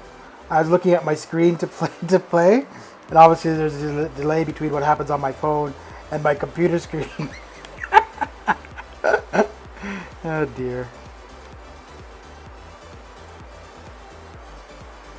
No, you don't.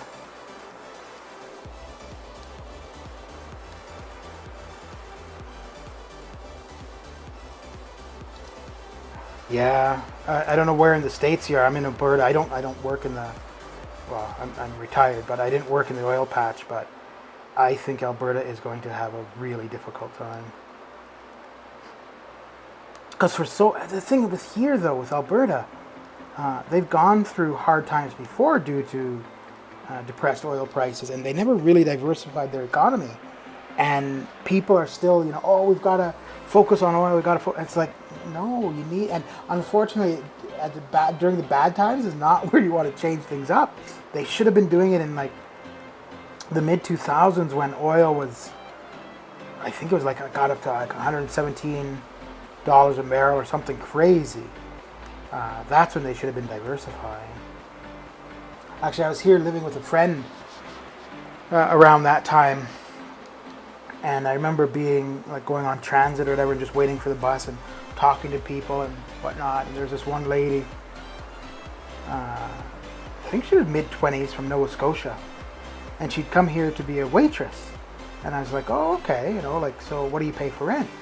And she's like, oh, the restaurant pays our rent.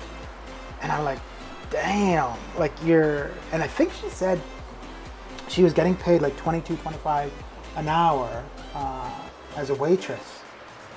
And I mean, places were having to do that because so many people were going up to Fort McMurray for jobs there because of what they were getting paid. So then in Calgary or other cities, they were having to increase wages for like entry-level positions just to retain people. And then like in some cases, they were paying for their accommodation and stuff. It was crazy. And everywhere I would go, from like the gas station to office buildings, they all had help wanted or hiring signs. It was crazy.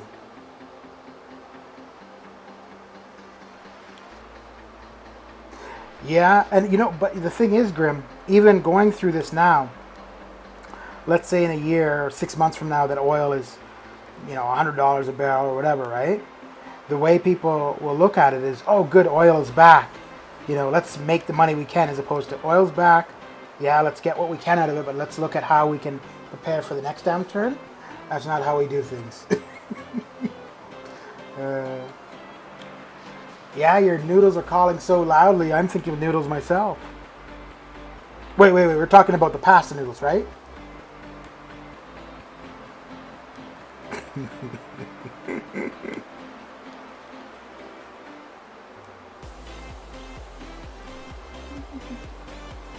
Yeah. You know, I think like in human evolution, I think we're actually closer to the caveman than we are to the spaceman.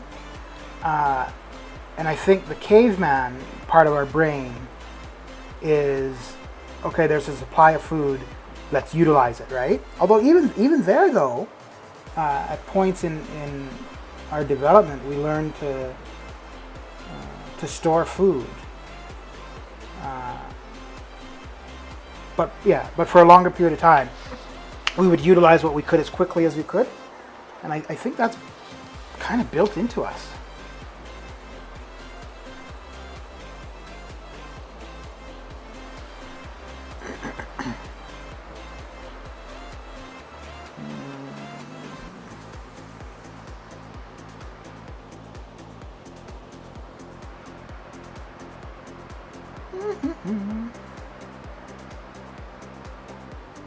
There's this YouTube clip I saw.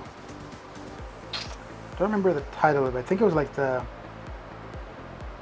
timeline or history of the universe, something like that. So it shows, I think it's like a 3-minute or 5-minute video, and it kind of basically shows like the progression from the Big Bang, the formation of stars, of gas, blah blah blah, so on and so forth, and then it moves toward Earth and the timeline of Earth and dinosaurs and stuff.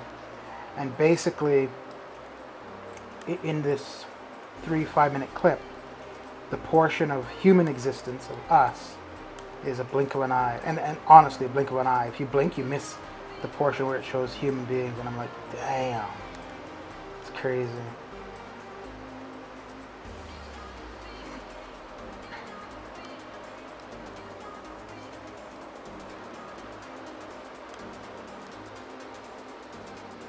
You been eating candy, Melvin?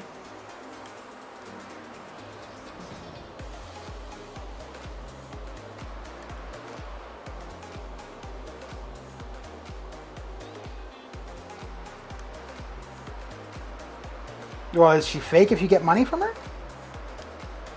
Because I know as long as I get money from the Tooth Fairy, I'm not saying she's fake. I'll believe in that nonsense as long as she's, yeah, providing those dollars. Dollars. Booyah.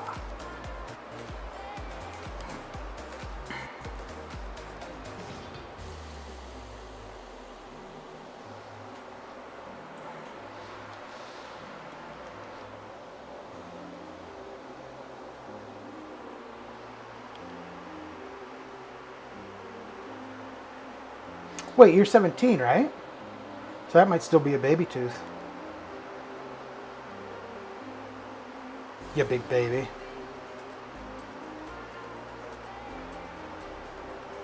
You must have really offended PC. He hasn't returned since you timed him out. Oh dear.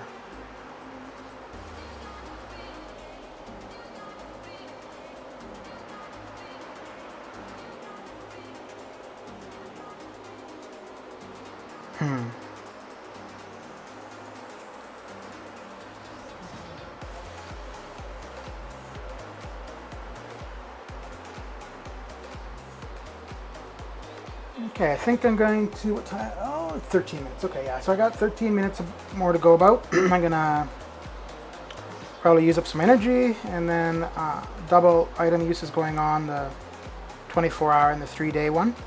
So I might sig up some 3 and 4-star champs. And we'll call that a stream. And if you want a hand with your alliance post Melvin, we can do that once the stream's done. Or we can do it later, whatever works for you.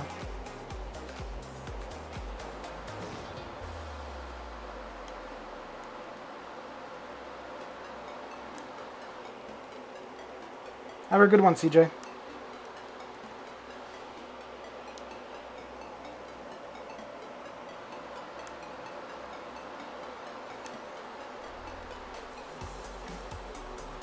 Don't forget to tune in and give the old man a hard time tomorrow. I don't know how old Ilac is turning, but he's going to be older than he was today, so he's an older man.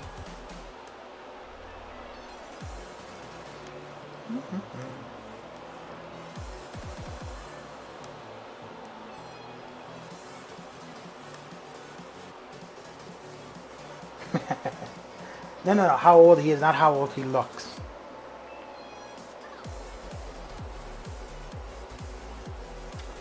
It's not always about you, Grim. Oh, I was probably talking to you about the noodle thing. Because you asked if I heard the noodles calling. And I said, yeah, has me to the point of going and getting some noodles for myself. But then I had to verify that you're talking about the pasta noodles.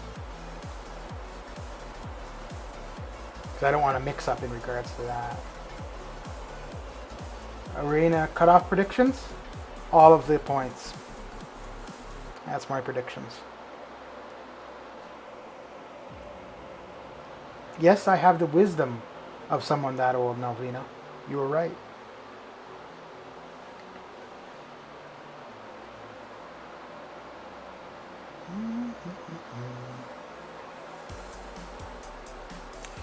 Who am I looking for? Oh, Loki.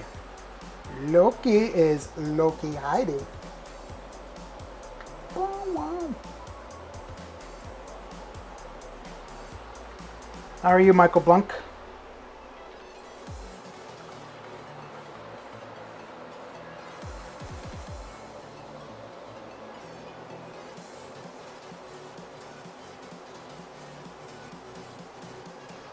I already gave you my predictions, Michael. All of the points.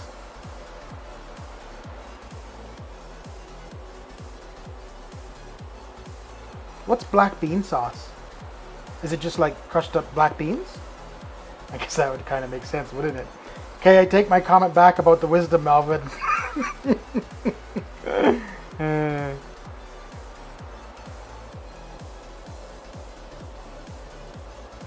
I can't complain. Which arena bracket were you doing? Aha! Another ad I can skip. Oh, wait, no. Oh, it faked me out. Had me thinking an ad is coming up, but it wasn't.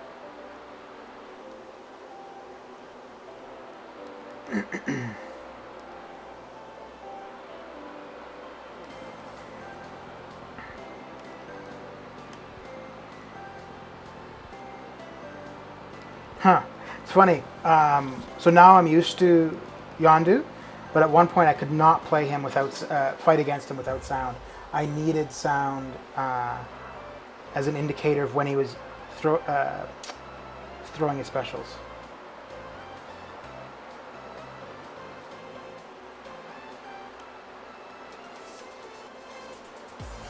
Well, not as wise as I was suggesting, apparently.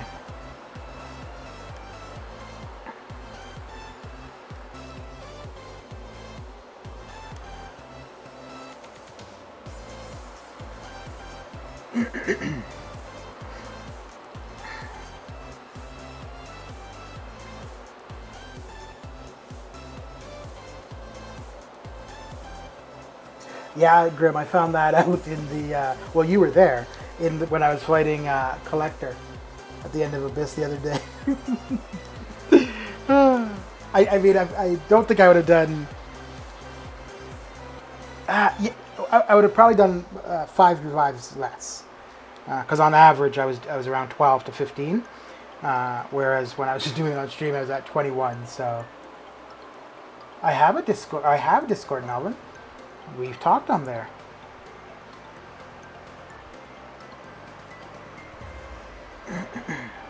But no, I'm not going to set up a Discord server. No need for that currently.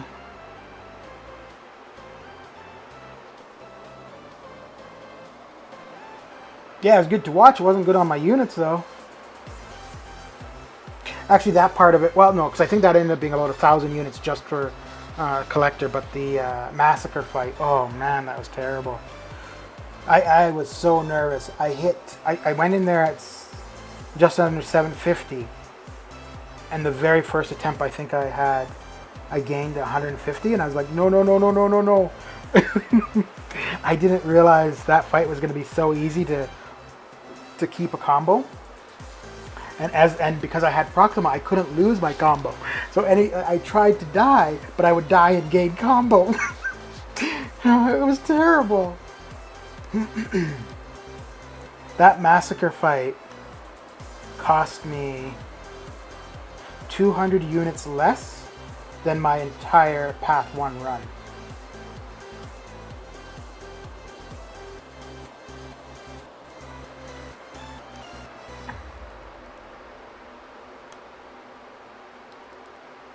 And it's really unfortunate because if I had gone in there with Aegon at 500 combo, I think it would have been a 2 or 3 revive fight.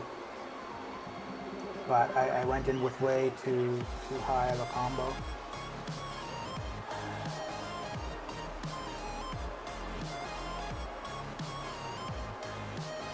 Yeah, I do.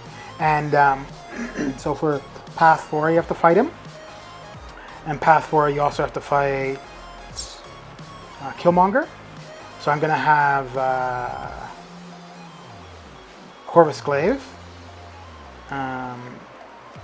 And I was looking at it the other day. I'd like to do it with Aegon, but the fights prior, I would want Aegon at a higher combo. So I'm not sure yet if I will try to keep Aegon's combo low before Massacre, or if I'll just rely on Corvus Glaive for Massacre. But I would really like to do it with Aegon, because it looks like it would be a cool fight.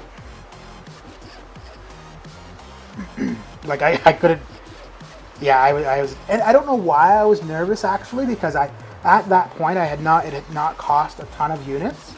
I think I was at about 16 to 2,000 units on the run at that point. So yeah, it's a bit, but it wasn't terrible. So I could have quit out and it wouldn't have been that big of a loss, but it was more the time investment that I, and even then, I mean, it was only half a day, but it was more the time investment that I didn't want to waste.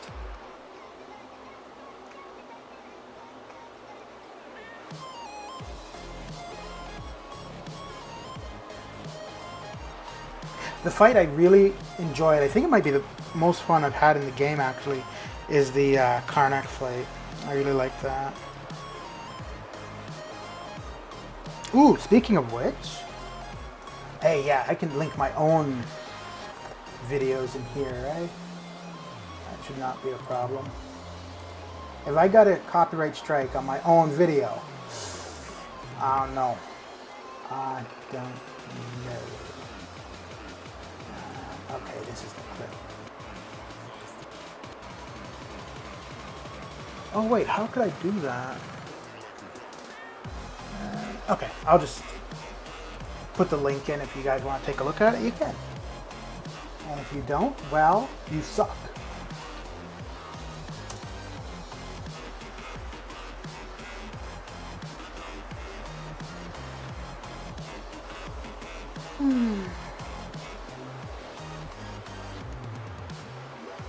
Yeah, I could see it happening, Grim.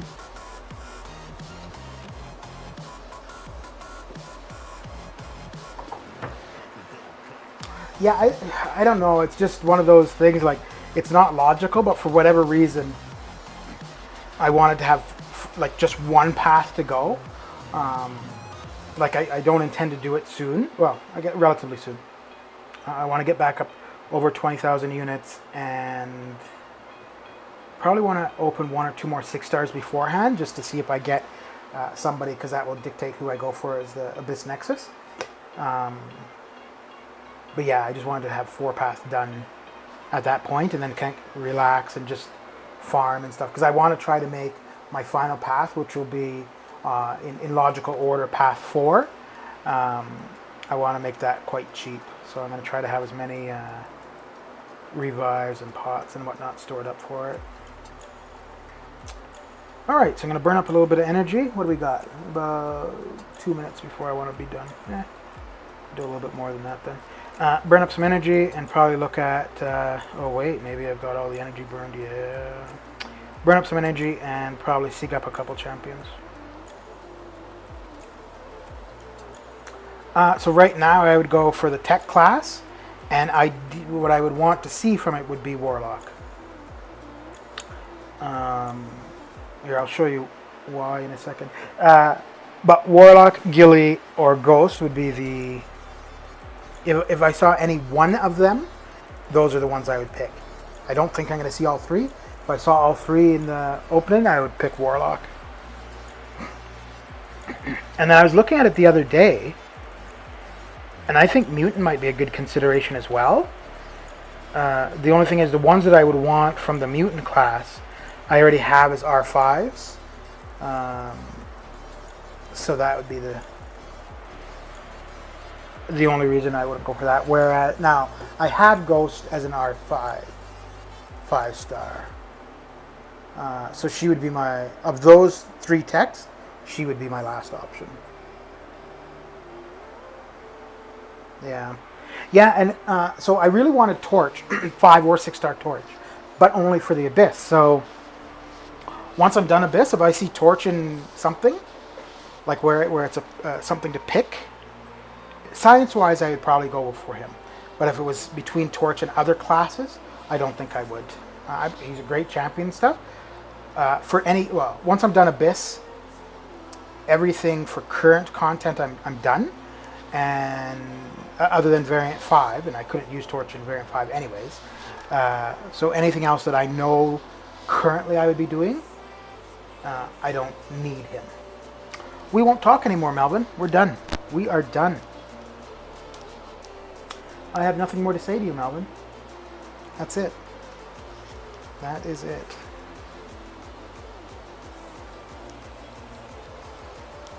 So, Grim or Melvin or anyone else in chat, I'm going to show you something in a second and ask your opinion.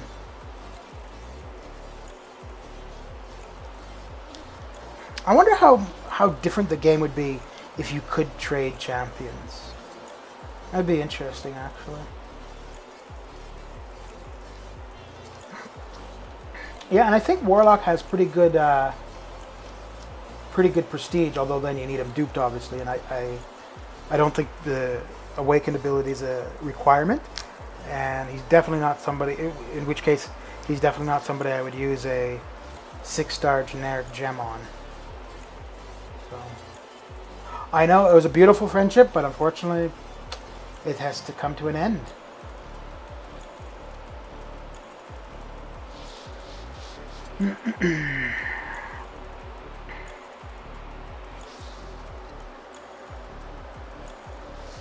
Yeah, it'd be interesting to know how different the game would be if people could trade champions.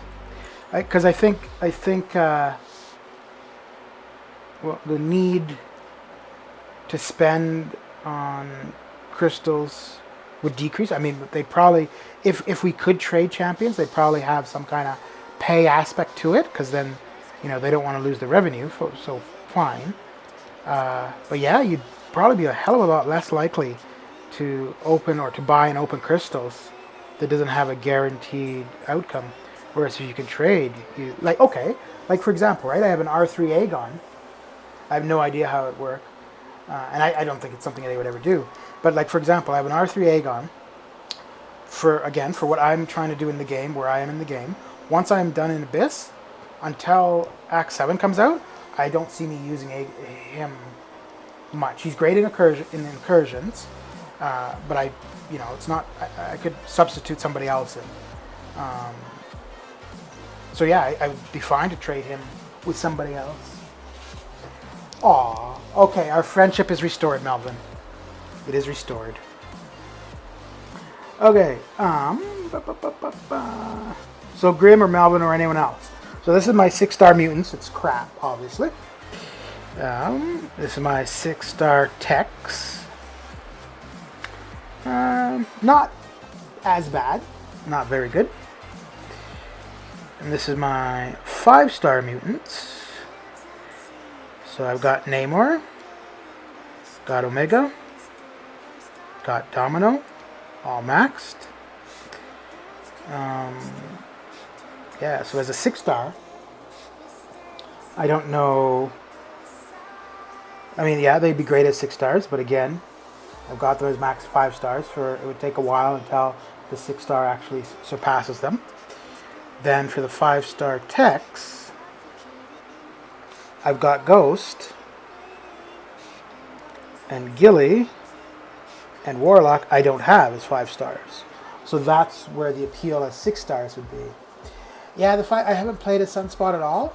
I know his prestige is good, but my prestige compared to my alliance is pretty decent, so I'm not hurting for that.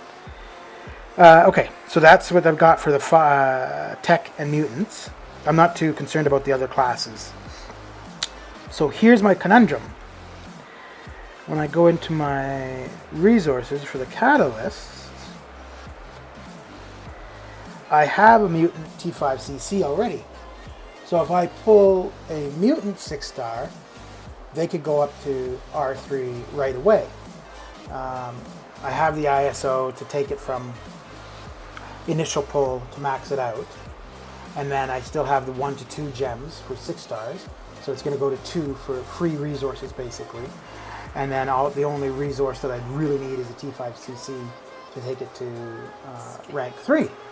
But then for the tech, I'm not even halfway, not even close to halfway, right?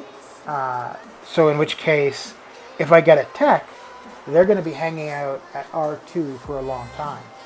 Now, it is possible that when I finish Abyss, I pull a T5CC tech or overtime or whatever, right? So my conundrum is, do I go for a mutant where if I get Omega, Namor, Sunspot, whoever, they could go to R3 right away. The thing is, Namor and Omega both need high sig. I have not enough to take to 200 for sure, but I have a fair bit of 6-star sig stones, and I'm going to get more when I finish Abyss. So I've got 5 of a generic, and then I got 10, so 23 for mutant. I got 25 for tech, so yeah. Yeah, Grim, that's what I'm thinking. Because, the resources to take it to R3, they're going to come eventually, and whatever 6-star I get, it's not as though right away they need to be used for anything. So I can definitely take my time. And I think Warlock, I run suicides all the time. So Warlock is, now if I don't get Warlock and I go for the Tech Nexus, that's going to suck, but so be it. So long as I get one of those 3, Warlock, Gilly, or Ghost, or if Guardian's is there by the time I'm ready to pick, I'm okay with that. So, all right, guys, that does it for the stream. Thanks for being here. Thanks for hanging out. And maybe I'll stream tomorrow. But if Ilac's doing his final Abyss Path around the same time as I normally would, I'll probably just be watching that. So I won't do a stream. Yeah, thanks, Melvin. And I'll check Discord if you're on there and want to take a look at the Alliance post. We can do that then. Otherwise, have a good day, guys, and take care.